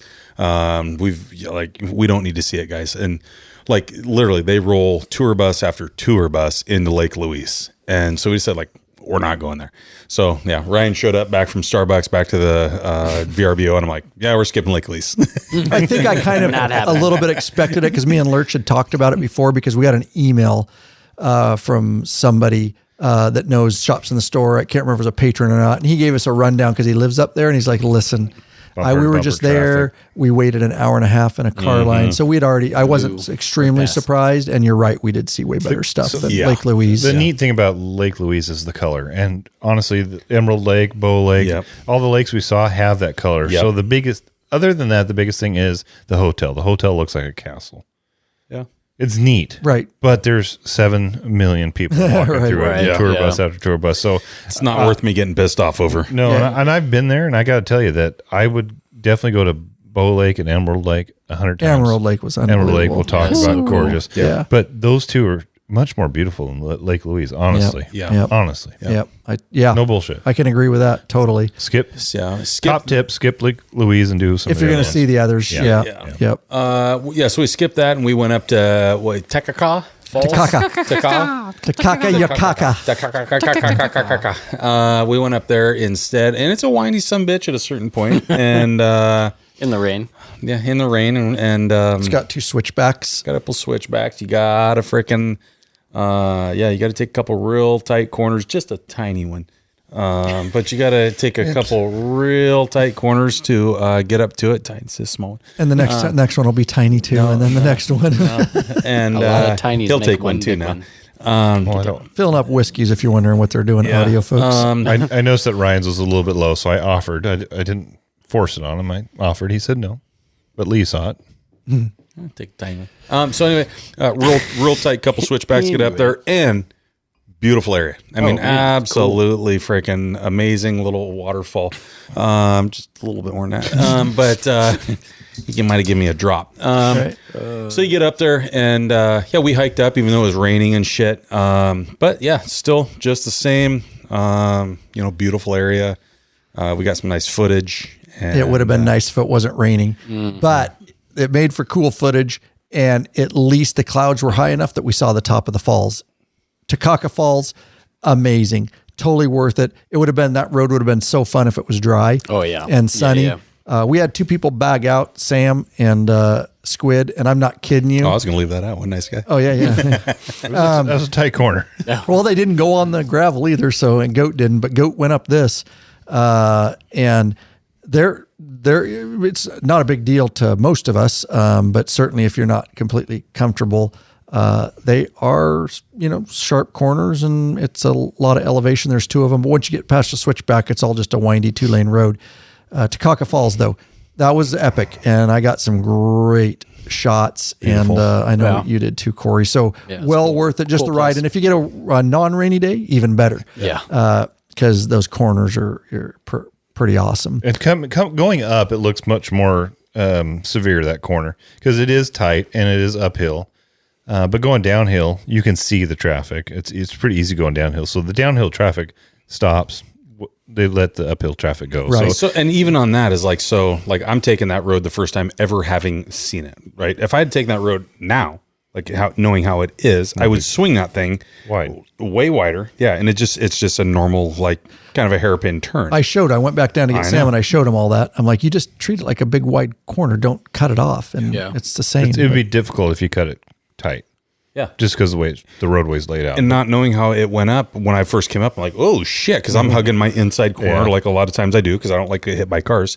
So I'm hugging the inside corner, and then all of a sudden I'm like, oh, shit, switchback. And so it's me just taking a hardcore, switchback, and then the guys behind me kind of did the same. And by the time we hit on the line, it was just too tight. Yeah. Tight's usually good, not always good. Right. And, we make fun of them a little bit, but we're not. They ride in our group, and if you're not comfortable, we just said, I said, all right, then you can see ya. And they waited. They went back down and waited for us till we went up and saw the beautiful falls and stuff. That's okay. Each to their own. Life-changing. Ride with it. Yeah. Life-changing. It was amazing. I'll never. Angels were flying. Oh yeah. Trumpets. Trumpets were playing. Yes. So Taka Falls, hit it. Then you get back out on the main road, and this was spectacular views. And that's Emerald Lake. Yeah, that was awesome. That you must stop. like the blue water. If you look at our Instagram post, we take a picture in front of the lake there.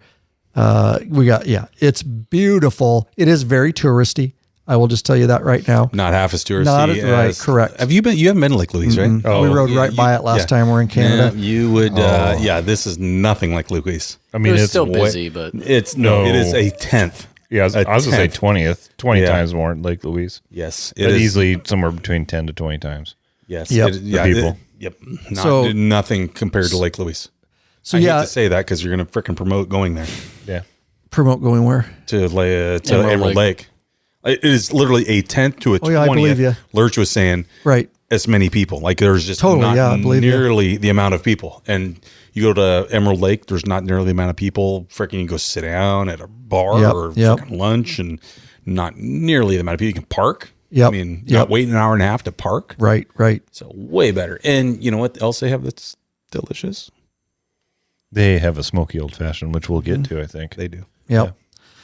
So definitely stop by Emerald Lake, and there is a lodge there. There's a bridge across. There's parking, but we're definitely back into mainstream tourist places, kind of, so to speak. More so than we've been experiencing Correct. on the trip. Yeah, Raining. for the whole trip, It was raining still on us, which sucked because it would have been nice. But before we left, it did lift a little bit, which yeah, was a bit, nice. Very beautiful. People out there, canoeing and things like that. Very deep, deep blue, like we talked about. There are cabins you can stay there, but it's super expensive, as you can imagine. We actually looked into it when before we sat down, and we're like, that's not happening. But we at least wanted to toy with it. we all The guys share aren't one gonna. room. The guys Yeah, we aren't just- gonna like this price tag. We're not even bringing this up, bro. Not for a group our size. Not for a group our size. If you were Split one room 9 ways. yeah, It's if you're probably fun. if you're a couple and getting a small cabin, you could probably do it. But we were looking at like 2 lodges to put everybody in. It was crazy expensive. Yeah, I'm sure. but beautiful. And we actually didn't get to the lodge. We stopped. We it was thought raining. we were at the We thought we lodge. were at the lodge. It looks Yeah. like a It Wasn't lodge. very well signed. But right past the bridge that you cross on your feet, it's a footbridge, and it's a little restaurant, cilantro something. called Cilantro's. Cilantro's. It was fine. It was good, and we were wet, and you guys got the fireplace, which was really cool. That was, that was nice. cool. You guys for all you got to guys, sit in front of the fireplace. I was so fucking jealous. You got foot massages. Yeah, I got foot massages. We did. Huh? We did it at the fireplace. They give them out free. I don't even. A foot massage. Yeah. Well, one of the waitresses came by and was giving out foot Oh, massages. gotcha. And we did get the Well, I completely was gone cute for waitress. that. No, So yeah, we got them. yeah, interesting. I don't know if this is a joke. I don't get it. It's not a joke. She Okay. came out and she's like, "Take your shoes off." Well, I never saw that, and I was filming No. pretty much the Yeah, you entire missed time. Okay, it. you're full of Yeah, you shit, missed it. is what you're talking about. That's why I was like, Moving on. I'm trying There to we think go. like, Ryan, stop feeding into should I it. know Just move. this? Nope, just move should on. I know this? I'm like, I did Don't not see feed into that. Popeye's shenanigans. Just keep going. But yeah, you guys got that damn fireplace that looked It looked legit. real nice. It looked real nice. Got foot massages. Wait a minute. Lee and I were talking to the waitress, and we said, "We hear you make a really good old fashioned here." And she goes, "Oh yeah, we do." But she said, "If you want the really good one, you need to go up to the lodge." Right, the lodge. We thought we were in the I thought we were in the lodge, lady. And we're like, well, hey, maybe it worked out the way it should have because we got in here, we got tables right away. Yeah. The lodge probably is really busy. Yeah. And it was not when we got No up one there. was there. Yeah. But we were Live and learn. told about these old fashions before we went and this lake, and that's why we stopped there. We had talked to other people that have been up there. And we're talking about the drink. What's that? We're talking about the drink, The old fashioned? Part of the Yeah. drink. Okay. not an old fashioned. Huh? Oh, I didn't know that was a. I didn't know that was a thing either. I didn't know that was a thing. Sorry. It's not. That's Lee on podcast too. 2 towards Right, the end right, of correct. it. That's on. No more pinches of whiskey for him, please. Old fashioned. That was the last pinch of whiskey for him. Google what an old fashioned is. It's going to come up with gonna- smoky drink. No, it is not. It's right above docking. It's not my Pretty computer. much. Google it? results Pretty docking, Yeah. old fashioned. Do you have to look it up in the Urban Dictionary, or does normal Google That's work? an old fashioned. Old fashioned's a hand job for you guys who are the listeners. Or it's a drink. Or it's the drink in which go we either were way. in which we were there And I for. just wanted to clarify. We got the drink. Got a foot massage and an old fashioned at the same time. It's a hell of a place. I would highly recommend visiting. But According to the internet, it's, the missionary position. Well, That's you not literally true. you searched what is an old fashioned in sexual terms. Just Yeah. put in what's an old fashioned. Well, let me go to the Urban Dictionary. Oh, here we go. Oh, I didn't get it. Her pants, but what? I don't know. But I got an old fashioned. No, it says I This is did. getting off the rails I didn't here. get This is into her captivating- pants, captivating but at least I got an podcast. old fashioned out of it. Slang for a hand job. There you go. There you go. Fuck, I've told you guys all kinds of shit tonight. Confirmed. We got a what a Reds red is. What a red. We got an old R-E-D-D. fashioned. What else Okay. did I tell? A fjord. Fjord. I'm full of information. I said inlet. Thank you. Introduced the Which word was inlet. Which was both correct. I need to get a shirt for Popeye that says, I drink whiskey and know things. That's what I do. Right. The more whiskey I drink, the more I know. Brad Johnston, Jake Moritz says, Brad Johnson in the chat, and I hit hail on the way back to the hotel from the Patron ride, and it was 41 and raining when we left the next morning to head back to the States. Yeah, bro, Lame. you feel our pain, man. You feel our pain. Anyways, We got a lot still. well, we're doing pretty good. But yeah. Emerald Oh, yeah, Lake Lodge, we had the old fashioned, smoke old fashioned. It was delicious. It's a really cool old bar, and we posted that on Instagram too. There's all of us giving a cheers. Definitely. Not old fashions. We weren't giving. Oh no, Sorry, we were getting. We were drinking. I'm on his bar. I'm on his wagon now. You're not even drinking. I gotta stop. Yeah. You're not even drinking. You're getting I on need the. another ginger ale. Yeah, right. So we're on day. What day are we on? Day 9. And Yeah. The best part's yet to come. Rollers. This is a good ride. We have permission to speak of the incident, by the way. Okay, that's roger up that. to you guys if you want to go into all that. Okay. I'll let you guys cover He it. gave Rather us. talk He gave us a rollers. About let's briefly. see, finally stopped raining. So Emerald Lake Lodge, yeah, and then it did stop a little bit before we left, so that was pretty cool. Revelstoke. We're on the way. Yeah, road towards Revelstoke. Finally, after 4 sustained days, I remember this glorious moment. oh, yeah. Like it was, Oh, you yeah. guys do too, don't you? Right now, Yeah. like we came down. You come down the hill. We've been through Revelstoke before on our past trip. A little different route, I think. Way Yeah, I- different. yeah. So we came down into Revelstoke into Golden, British Columbia, and just before the roller shots were before this. So let's talk about those. Right, it kind of cleared up. No, it cleared up, and then we. Yeah. So, but it was warm by the time we. Yeah. But let's talk about that. We got some cool. Probably 10, hopefully. 15 miles before Golden. You took some roller shots. You want to explain that process? Yeah, that's so I've been wanting to try this for a couple of trips, but as you've heard, Popeye's very driven, so it's hard to find the time because it's going to take time, right? So the plan was to put me on the back of a bike of somebody who can ride decently. So And give you an old fashioned at the same time. Well, he's reverse cowgirl. yeah, I was sitting on the tank facing backwards, right? Is that how that Exactly. goes? Right. So sitting on the back seat of the Harley facing the back, and then having bikes come and just taking. So this day we did photos and trying to think of how to do that with baggers, and we ended up putting some old T-shirts down on Popeye's saddlebag so my legs didn't scratch his paint all to hell. But yeah, I just sat backwards on the back seat, had my camera out, and it was a cool little section of road. We came out of this tunnel, and then we were just surrounded by these huge mountains. And so I was like, well, we got time. It's a low mile day. Let's give it a whirl. So we did it. It turned out great. It was fun. I posted one of me on Instagram, and it's amazing. The mountains in the background. So Yeah, it was a lot of fun. It was cool. It was a learning experience for me for sure because I've never done that. Yep. And that's pretty hard with. And then you rode with On a me bike. to get Popeye To get shot. Popeye, yeah. So jumped So- on a bike with me. Yeah. So we did them in 2 different areas too. We did some rollers with just taking photos, and then you took some with Yeah, video. so this one was photos. The next day was video. pretty awesome. Yep. Pretty awesome. Yeah, and that was, I mean, it was just funny because I was thinking, I think when we were doing videos, because my foot actually dragged on the road when Lee was taking a couple of those corners. Smelled like burning. Yeah, And well, I- yeah. shoe. Yeah, when they got back, and it then smelled like burning rubber. I hit his exhaust on that one too. But it was just, as I was sitting there, I was thinking, I was like, man, if we wreck, like my leg, the way my body is, there's nothing to do but smack. Like I'm just going to fold in an awkward position and this is going to suck. Like my pelvis is just going to explode. Shatter. Yeah. So it was just one of those thoughts I had in the moment. And then fair thought. Whatever, you keep going, you know? So it was kind of cool. I mean, I strapped a camera to a tripod and held it upside down along the roadway. So trying to get a different angle. Careful wording there. Well done. Yeah, thank you. But, you know, putting a couple $1,000 on near the asphalt going 60 miles an hour. Yeah. But it was a lot of fun. I'm excited to see all the footage and get it. It was interesting too, cool. where like when you're backwards, because I didn't know what to expect at first, and all of a sudden you start bouncing around from side to side, and you know it switches the bike, right? How you feel on the bike, and the first couple times I'm like, what the hell is he doing back there? You know, and I didn't realize you were moving so much until I watched the video. And I'm like, oh, no wonder. I mean, it doesn't affect you that much if you're rolling down the highway, right? At slow speeds it does, but when you're moving down the highway, it was just more of like, what the hell?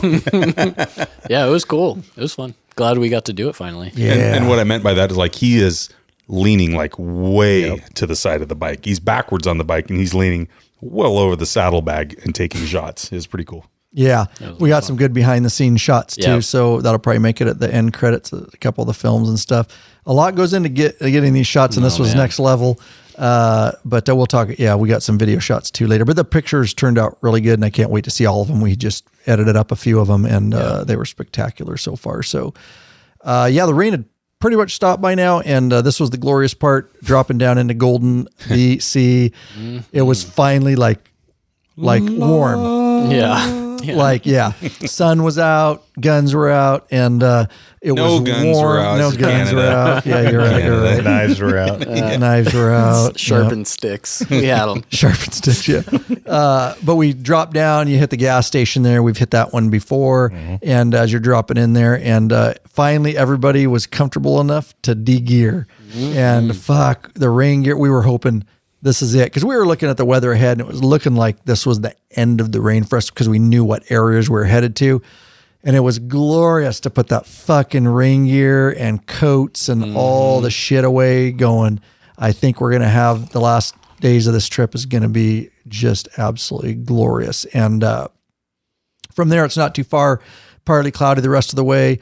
Just some fun windy roads as you go down. Into Revelstoke. And that's a cool little town too. Yeah. Last time we didn't stay in Revelstoke. Just a pit stop. So it was really cool. It's a really cool downtown area. Yeah. That was fun. We got a big picture, and there's a huge Revelstoke sign as you enter the city, big white letters, blocks, and I think that made Instagram too. So we got some photos, pulled a bike up on the sidewalks there. That was fun. And then we ate at the Village Idiots, right? We had pre-planned that restaurant. What'd you guys think of that place? Cool spot. It was cool. Yeah, it was fun. Cool spot. There's another couple, I don't know, probably 8 or so riders that were kind of looking over at Ryan and kind of, thought they recognized him or something. Yeah, That's kind They of did, funny. without a doubt. Yeah, and they're sitting there looking at him like, I think that's him. And then it wasn't until we were walking out and you were doing like a vlog thing or something. And Sticker. Yeah, and putting a sticker somewhere, and they're like, "It is him." Yeah. It's kind of funny. Other riders for sure. Yeah, some people come up, some people just look and say hi, and then everybody's different as far as their shyness level, and some just sit back and they just point and look. Yeah, they definitely did.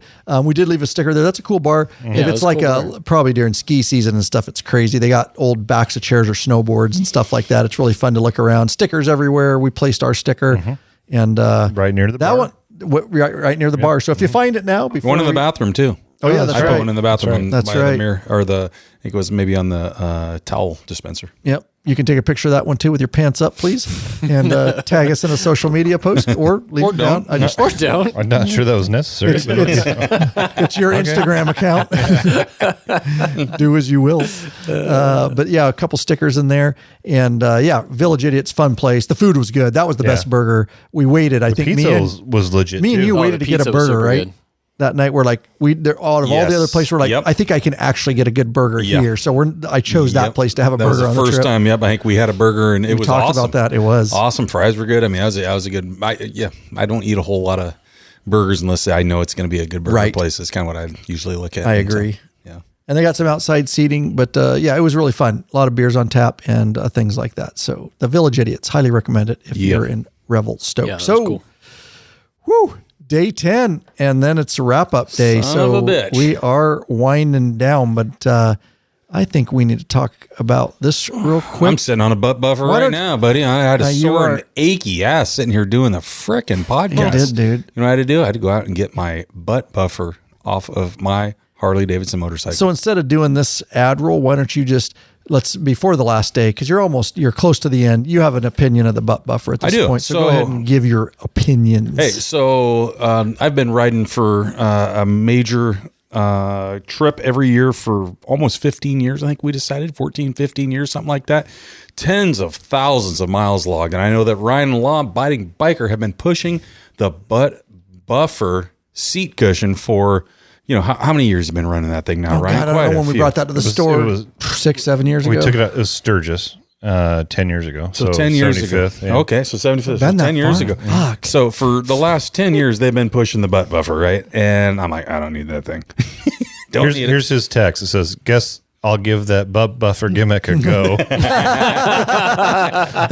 Want to order me one through the store and bring it up to me? Probably won't get here in time. So I grabbed one and brought him up to him before the trip. Nice, dude. Hey, that's fair. I like it. So it's always funny because I'm skeptical of everything, right? It's like anything that I hear, you're like, are there aliens? Is there Area 51? Shit like that. It's like, I don't know. Same thing. And so it's like, hey, let's try this butt buffer thing. And I know the guy's been running it for a long time. Ryan's been selling the hell out of them for a long time.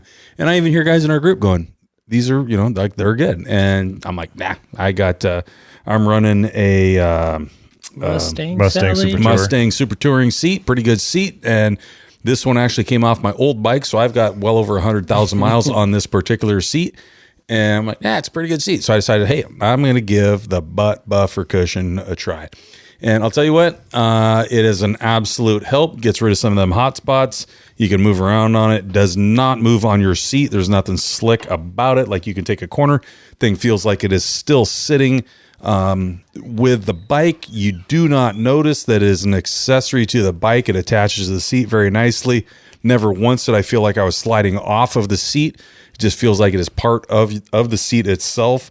Yeah, man, it just gets rid of a lot of the hot spots. My back would get sore and whatnot, but I noticed, yes, my ass was a lot less sore than it probably would normally be. And I would highly recommend it. I mean, not that bad of a price for them. You're going to go out and spend some money on some stupid shit that you could have spent your money on something quality like a butt buffer seat cushion. So I would say get over there to Law Abiding Biker store, check them out, and absolutely order yourself one up. There you go. And I will tell you, guys, it doesn't matter what seat you have. You hear we have Saddleman. He has a Mustang Super Tour. I don't care if anybody tells you that they've ridden for 10 days through Canada this length of miles and that their ass never got sore, walk away, as it's incorrect. The human ass is just the human ass, and it was not meant. Truck drivers, they use all kinds of shit for sore points and pressure points. That's a truck with very big king, seats and stuff. Your ass at some point, no matter how good your seat is, can get sore, and this just helps alleviate. It's hospital grade material. It's not air. It's not gel. It won't freeze. It won't puncture. It's used in a hospital for bed sores, so you can understand its application. And that's what it does. It just allows you to just make slight movements to get rid of some of those hot spots, like you call them, pressure points, things like that. And it's just really the icing on the cake. But I guarantee you do not have there is no perfect seat. And this is just going to help any touring seat, long distance, that day after day kind of grind. Like I said, again, I went and just grabbed it off of my bike and put it in the frickin' law-abiding biker seat right here that I'm sitting in to do this podcast. And I went and grabbed my butt buffer seat cushion to sit on it and take a little bit more, give me a little more cushion while I'm sitting here pressure talking. Points We've on. been sitting here for 6 hours. Yeah, I know. Yeah, it has been long. Yeah, you need better seats, Ryan. So they're not bad for an hour and a half, right? But Yeah, 5.5. No, they're actually not bad. So there is the full review of the butt buffer seat cushion from Popeye, who used it this trip. So we've got them in stock. We sold a shitload while we're gone too. We keep a fat stock of those because we don't like to run out, because they all of a sudden run out really quick from sales. So the only thing I tell you, bikeaholics, don't leave it on your bike overnight because it might rain and you don't want to wake up and not be able to use it. So put it in your saddlebag, take it up the hotel room, whatever with you, when you're done with it for the night. But don't leave it sitting out there, because we have had guys left it out, got soaked. Yep. Great product. Squid did that too Yeah, he last did. year, didn't he? Or the year before, I can't remember. But There was one in Tennessee. We're in Bristol, Tennessee, and stuff. I did. Ryan It did. was, but it came under the rain came in It at- was so sideways because I had cover. Mouse. Mouse got his too. Yeah, he soaked. left his, but his bike was actually not undercover. Mine got soaked even undercover because it was coming in sideways. So yeah, I just always put it in the saddlebag. So, all right. So day 10, Revelstoke, BC to Kelowna, BC, 250 miles, 5 hours. Why don't you guys just roll with this for a little bit here?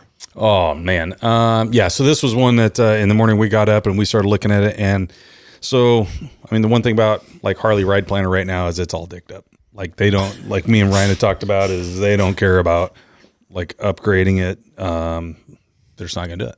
No. It's not making them any money and they're moving on to bigger and better shit. And I understand that.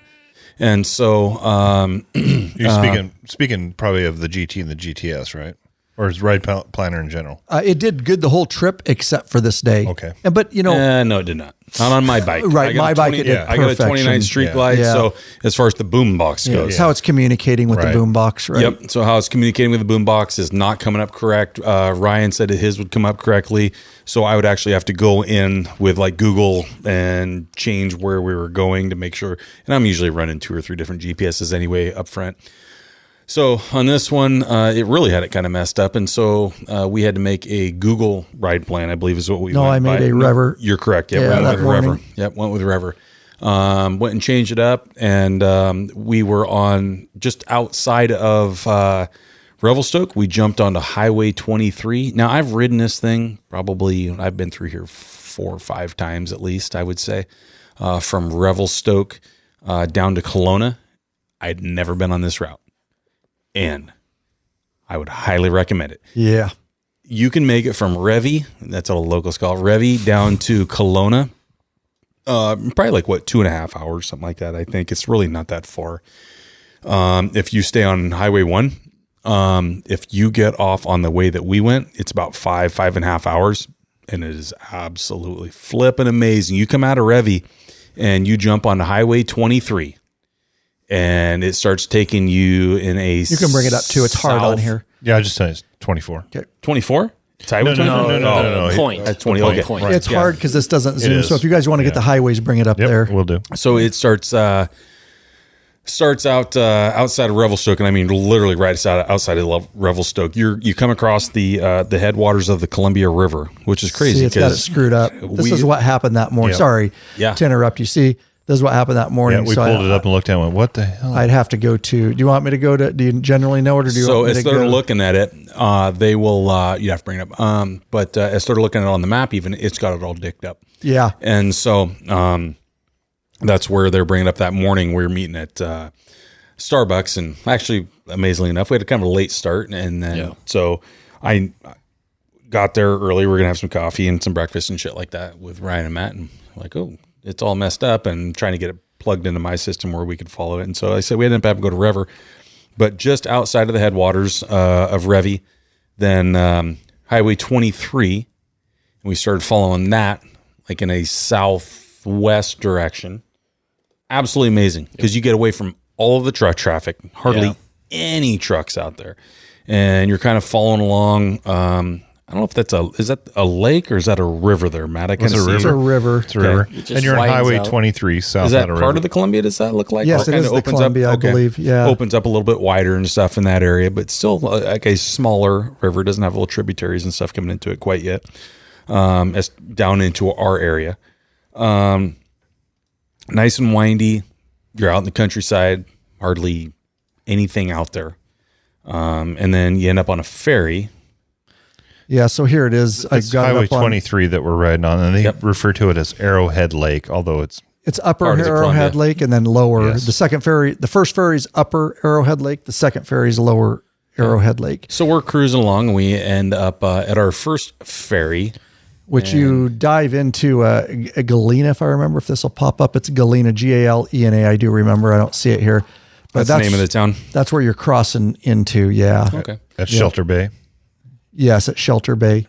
Yeah, So- Galena Bay. Yep, right here is where you're going to do your first cross on 23. Yeah. And super nice there. Like apparently, so here's the thing about the BC ferry system is that they don't prioritize bikes apparently anymore, but sometimes they do. And so we, we show up into the at this one, and all the guys stop in the back, and I ride up to the front just to check. And the lady's like, "Yeah, hey, bring your bikes up to the front and park in the shade." I'm like, "Sweet," and I understand what she means. Like, park in the shade. Yeah. We'll put you on the ferry first. We don't. She says, "I don't like the bikers to have to stand in the sun. Yeah, come park in the shade." Which is nice because, I mean, if it is hot, you're sitting out there, you are in the sun. And then for somebody like, they were saying the reason they went away from it is because people were bitching about the prioritization of motorcycles getting to get on first. Kind of like lane splitting. People just get pissed that you're going before them. Yeah. Right. And so it's like, man, I'm going to end up passing you anyway. And so part of the problem is I'm going to end up passing you. I'm stuck behind you. I'm stuck in between you. I'm stuck out in the heat while you're sitting in your car with the AC going. So it's, it's a whole lot easier for bikers. You don't take up nearly the space. It's just, it makes sense. It just makes sense. Yeah. Put them up front, and then you can go. You're not stuck in between traffic. You're not trying to pass all of these people as you go.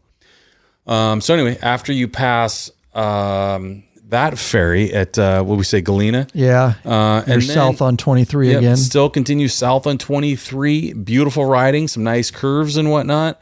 And you keep on going south, and eventually you're going to end up in that Fuckier. Yeah. And then you're going to Fuckier. Cross to Needles. Fuckier to Needles. I don't think it's called Fuckier. Probably Fuckwar. Okay, well, that's the town's name, but you can look up the pronunciation unless you know how. Yeah. So that's how it's spelled. Fauquier. So anyways, that's where you drop into. Faye. So, like I say, up until that point, nice road, nice and curvy, not a whole lot out there. Boy, I mean, that's a short ferry ride. Wasn't bad. That's like a 3 minute, 4 minute. Once you get on the ferry, you're just across. They say that's a cable ferry. And so did you guys understand what that meant? I wasn't listening. So it was actually like I had seen it on Google, and they call it a cable ferry.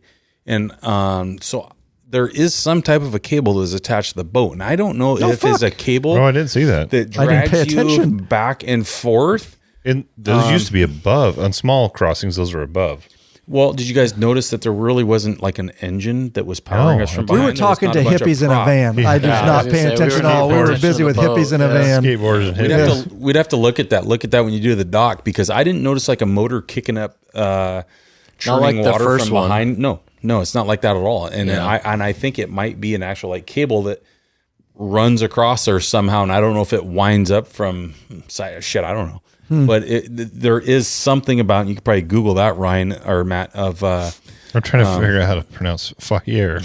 F-A-Q-U-E-R. It's Faquier. No, that's Virginia. F-A-Q-U-E-R. U-I-E-R maybe. But anyway, it does say something about it, that it's a cable ferry. And so, just super cool. I don't know. Folkier. There you go. Fuckier. No. Folkier. No, you're wrong. So instead of Fuckier, Folkier. Yep. Folkier. Okay. All right. So across the ferry, this is where the real riding begins. Yeah. This is known all over by anybody who's been through this area. This is high. You get off at Fauquier and Needles. That's where you cross to, and it's it's Highway 6, I believe. Yeah, Highway 6. And this is the gift that keeps on giving. It is an amazing, curvy road. Just when you think the corners are done, we got some epic shots. Man. At some point, you guys are you guys looking up ferries? You're looking into what the cable system is? Yeah. Okay. So, what'd you guys think of this road? Dude, amazing, man. So from transitions, just back and forth, left, right, transitions, just one of the best roads. This whole way though, from 23 until we crossed onto over Fuckier and Fuckwar or whatever the fuck. Yeah, he always he's gonna correct you. Once you cross over on the other side, like you're saying, the back and forth. Amazing. Yeah. It's all good, but this is next level. What was cool though is riding along the river. Yeah. But yes. But you only got glimpses of it because of the trees. True. Yeah. The other side of it, the curves of it is absolutely insane. Yeah. And this is where we're doing smart rollers. Yeah, this is where Corey did some video, same kind of setup, right? Yeah. On the motorcycle. Yeah. But he put the big cam. The road is sweet. In video mode. Yep. And we looked at some of the stuff. It's pretty amazing. next level. We would love to do, if we had 30 days to shoot a doc film, we'd do all the shots this way. Right. Yeah. Because with a big cam, they just turn out so amazing if they're done right. Yeah. So yeah, I'm excited to see more of those, but, yep, go ahead. There are cables on each corner of the boat, and it's pulling it one way or the other. Nice. You just couldn't see them, but when you They're look low, at it, just they're I down, wasn't paying above the attention water. either at all. No. They're down low. Stinking If hippies. you're on the deck of the boat, you wouldn't see them. Yeah, it's hard because I was Gotcha. looking for They're it and I pretty couldn't low. figure They're it out. pretty low. Yeah, crazy. Cool. Because I saw that it said it was a cable. I was like, oh, the fuck. It's so short, it makes sense. It's Yeah. got They 4 can do that. spools, 2 on each side, and it just pulls it one way or pulls it the other. Yeah. Cool. Well, interesting. Neat. I prefer the big diesel engine blowing smoke into the air. Burn But down personally, bones. fuck Get cables. some fossils going. Yeah. But yeah, you just think this corner, of course you get stuck behind some traffic and things, but yeah, there's the transitions, everything. This road was the best road in my opinion, as far as corners. Yes. Yeah, yes. epic. A lot of fun. And it's Well, in and the, you thought it was going to be done. yeah, and you're like, there's oh, more. fuck, more. I was There's just smiling, more, dude. yeah. You're like, more. There's so many. It's in the forest, you got trees around. Very beautiful, sunny, clear day for us. We're not in rain gear. I think everybody was just like, fuck yeah. it was After nice. what we've just been through and all the rain, we needed this. And it's Super nice. And especially, like I said, I've been through 4 or 5 times. You could get from, Revy down to Kelowna in a couple hours. And you go this way, hell of a lot longer, but you get to experience this yes. if you go this direction. And it is a world of difference. I was telling my wife when I got home, I go, we got to ride back up to Revy. And I said, we're going to go in this direction. Because it is insane road. It's the Venon's, what does it say? Vernon Slocan? Slocan Highway. Yeah. Highway. Venon's It goes Slocan Highway. between Needles there and it ends up in Vernon is the first big town. But yeah, just a spectacular ride. And I know we're all smiling ear to ear So cool. on that. And from here, we stop in Vernon for gas? No. No, we We decided. pushed we past pushed Vernon. Yep. We didn't that was stop for our gas till we lunch. got to Kelowna, right? No, we decided that we got late in the day there. We had a little incident. Yeah, because that was supposed to be lunch. Yeah. And so we decided to push through. Yeah, to dinner. Okay. We just decided to push straight through. That's right. Yeah. The rest of the ride, you just go through some small towns and stuff. And it's beautiful. It was a beautiful evening. And I think we were just reminiscing as we went in there. You get back on 97 at some point here at Vernon. Highway 6. And then you transition to Highway 97. You get to ride along a bit of another lake there. The Kalamalaka Lake. We're crushing it. Kalamalaka Lake. Kalakamaka. Anyways, Kalakama. into Kelowna for dinner. And we didn't even go to the hotel. No. We went straight and pulled into dinner. And if I pull up my notes, went and had dinner and then Train station pub. Yep, train station pretty pub good. sat there. It's That's actually good. really good. Yeah. Yeah. And now we're getting actually into some places that are good eating. Yeah. and some good yeah. food for once, Yeah. and so back hadn't to had too many of the them. back to the interesting street people in Kelowna. As always, you're back in a big town. And but yeah, at least the food was better. What was the name of the place? Sorry, the landing. The train station. train Or the train station. station. That was the last. Okay, the train Take them station. to the trade station. I do highly recommend if you get to ride this, like Popeye said. It's just fun to put your bike on a ferry if you've never done it. Yeah, it was and Sam was there that day. He popped his ferry cherry. That's right. Which you made that up. I put on the I video coined too. that. I go, you pop your ferry cherry? He's like, looks at me. He goes, I've been on a ferry, not on a motorcycle. Yeah. And like you're saying, awesome. Like I said, I've been through this area multiple times this way. Like if I've got the time, there's no way I would ever go through this area again without taking this route. I Yep. mean, absolutely insane compared to taking Highway 1. Yep. Yeah.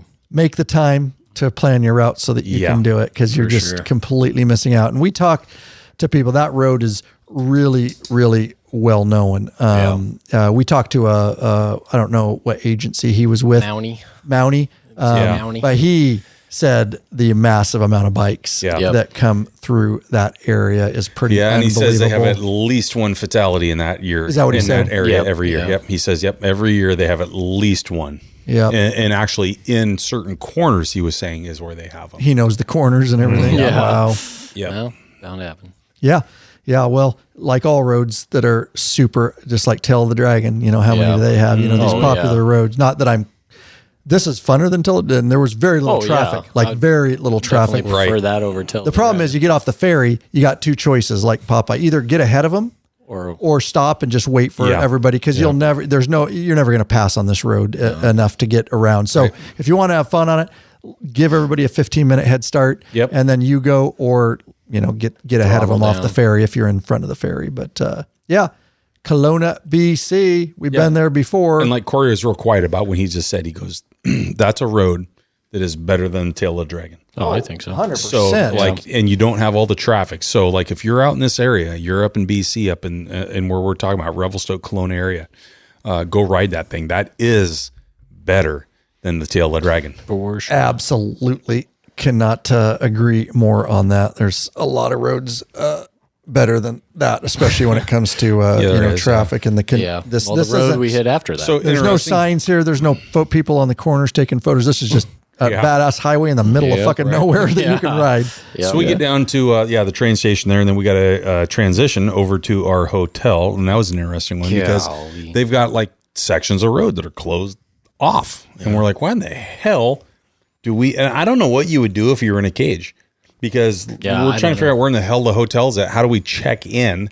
Because it's downtown, and they shut down downtown for foot traffic, so you can't pull in front of the hotel. You have to go into the back. And it's a closed parking garage, but you have to check in to get into the closed parking garage. And at this point, there's only like six of us that are there, so it made it a little easier because we had some other guys that were dealing with a situation back in the Vernon area, and so I just swung around and parked right on the side of the freaking crosswalk. I just did a U-turn right in the middle of the road. I'm like, all right, Corey, go figure it out. And so he goes up to the freaking desk, and they're like, oh, yeah, pull around back, and we'll open the door for you. But I don't know what you do if you're in a damn car. I mean, what a shitty situation. No, I don't know. Yeah. Terrible parking situation. Yeah. But the areas like to where you're at, I mean, you're in the heart of downtown Kelowna, and it's pretty cool. It's a cool area. It's a fun town. Yeah. Yeah, it is. It's just like a lot of big towns, but it hadn't changed a lot since we've been there back in 2017. Not that I expected it to. But yeah. We Drinks. saw a dragon. We saw a dragon. We did. We did see a dragon. Popeye rode a scooter. Remember that guy? Yeah. Let us ride that. Let you ride that scooter around. So that's all coming in the film. A lot of fun stuff. I got a lot of shots of street peoples. My laptop's getting low too. It's slow. My iPad just about went dead. That means we're getting close here. Shit, we're good. Because we are live streaming. But anything else about that? We just had drinks at different places and kind of checked out the nightlife. Fun night. Yep. Fun night. So here we go. Last day of the trip, day 11.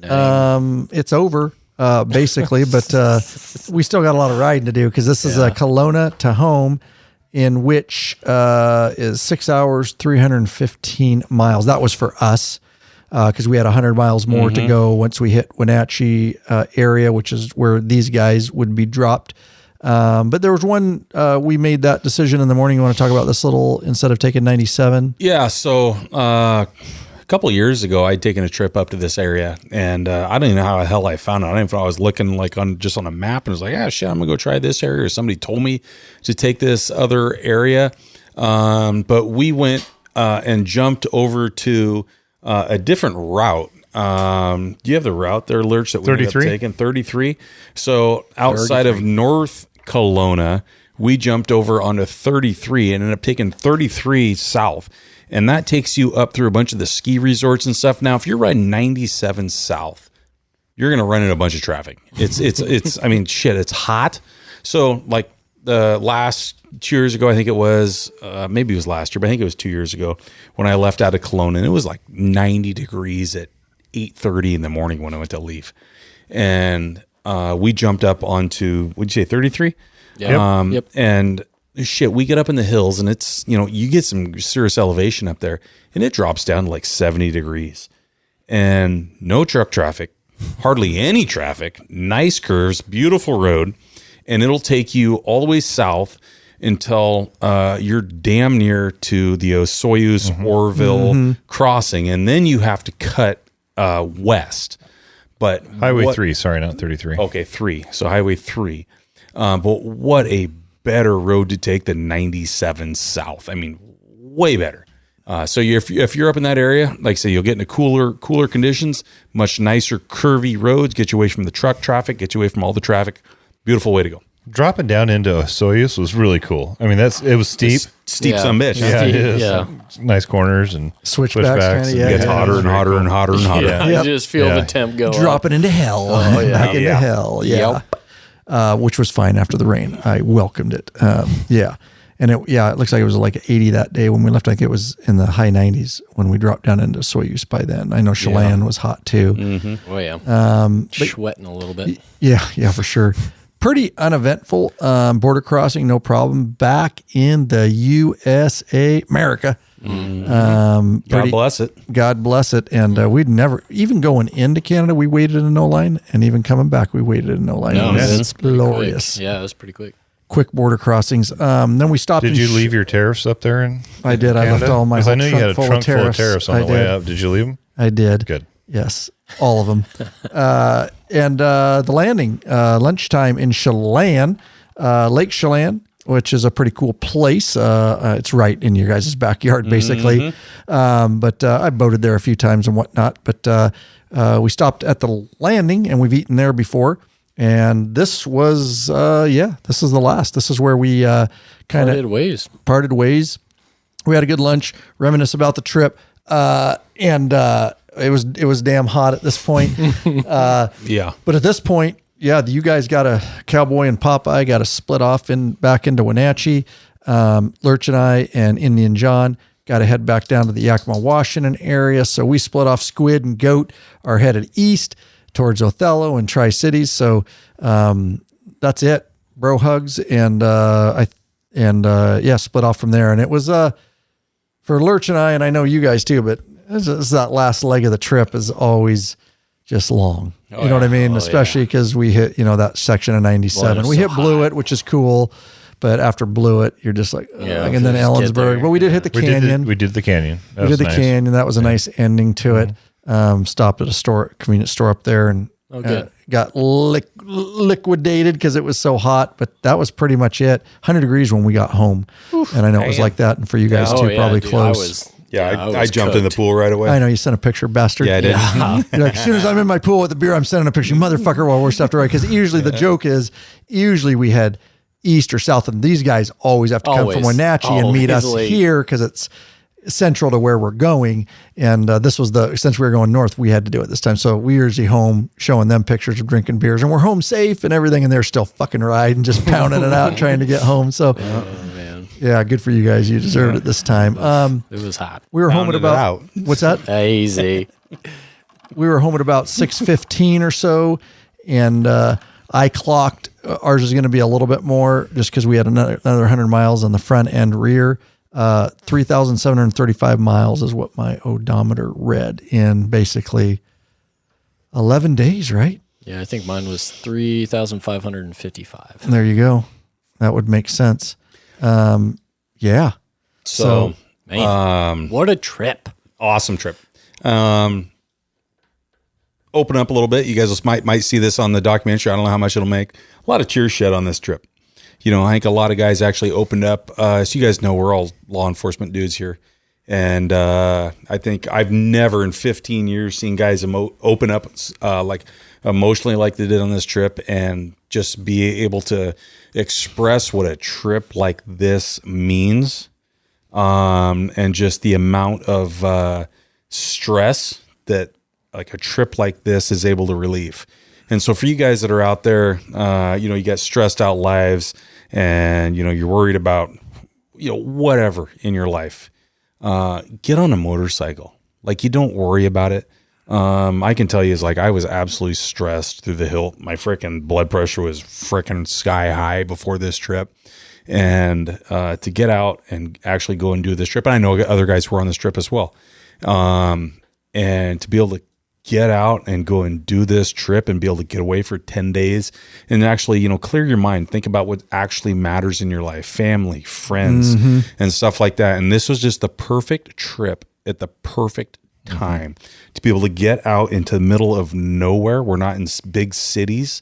You know, sometimes we come into bigger cities, and we've been into bigger cities, you know, when Huntington Beach and the freaking Las Vegas, San Francisco, and I mean, shit, you know, we've been to LA, and I mean, we've been into big cities, right? And so to be able to get away from people, to be able to get away from traffic, I mean, we have, this was just the perfect trip at the perfect time for a lot of people. And I know, like, for me and Cowboy, like, we've been involved in some major events that if I named what they were, you guys would know what they were at a national level. And so to be able to just get away on a trip like this, of this magnitude, and just be able to clear all of that, at least for 10 days, I've never been able to experience that, like, before on a trip. And just the guys, like, opening up and like, oh, I've had that experience, and I've dealt with that, you know, from all the stress that we've endured over the years, or in a critical incident or whatever. And get on a motorcycle, go out and ride. I can't tell you the importance of it, and I don't know what Ryan ends up showing in the documentary of the amount of that went on this trip. And like I said, the amount of, there was a lot of tears that were shed in this trip of guys that were connecting, and guys that were opening up about stuff. This wasn't, it was a very healing trip for a lot of people. Very incredible. I said, we've been doing this 14, 15 years, something like that, on trips. And this was probably the best trip that I think that we have done. Not only for the scenery, but for guys opening up, and for guys just being able to get rid of some of that stress at the right time. You know, absolutely amazing. Yeah. I don't know how to end it better than that. Nope. Holy shit. Go for it.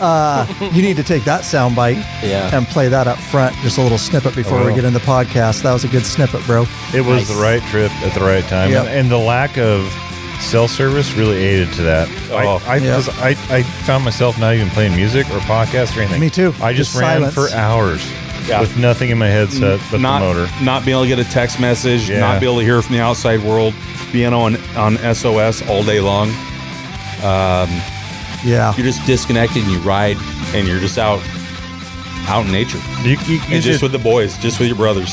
It just gives you a chance to kind of reset and put everything back into perspective again. Yeah. Yep. You know? Well said. Yeah. Amazing. It is a powerful thing, riding, which is why we do it, why we love it. That's just a little prelude to what's coming in the documentary film. I don't know how that's going to come together, but it was, everything Popeye said is true. Yep. And hopefully I'll do that justice in my edit. We've got a lot of ideas. But yeah, get out there and ride, guys. It is very good for you, mental health and de-stressing. And I always say, you know, sometimes you're like, oh, I could do this and I do that. Just even if you go out for a half-hour ride, just, you know, I go out, put on a few miles, and you feel better all the way around. And this trip was definitely huge for many of us, and it was epic. And well said, Popeye. And looks like last man standing is Terry McDonough. I don't know if anybody else is in there. Jake Moritz is still okay. He's still in there. He's still in there. They both said great thoughts. Nice, good thoughts. Guys. Yeah, a lot more of those thoughts coming to the episodic docu-series coming to the YouTube channel. First episode will drop in September sometime. Of course, I'll let you guys know. You're patron members, so we'll see. I might drop it to you guys all about 5 days before it goes live on YouTube, just so you can see it in your patron accounts. That way you'll have get to see it before everybody else. Early access. I'll see what I can do. Yeah. See what I can do. Like to treat you guys well. But thanks for sticking with us.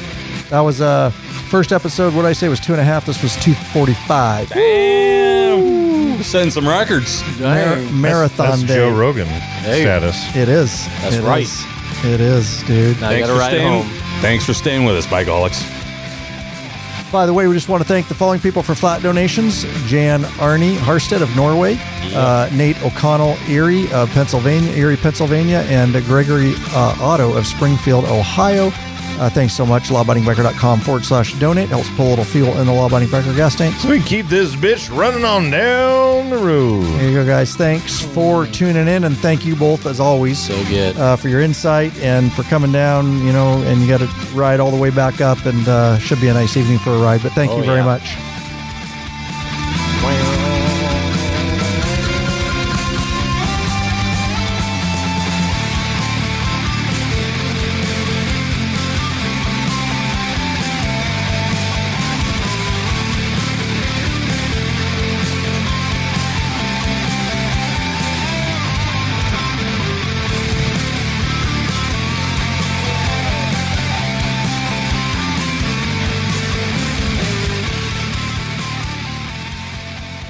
Thank you, Mike Latours. Call back to the callback. Nice, bro.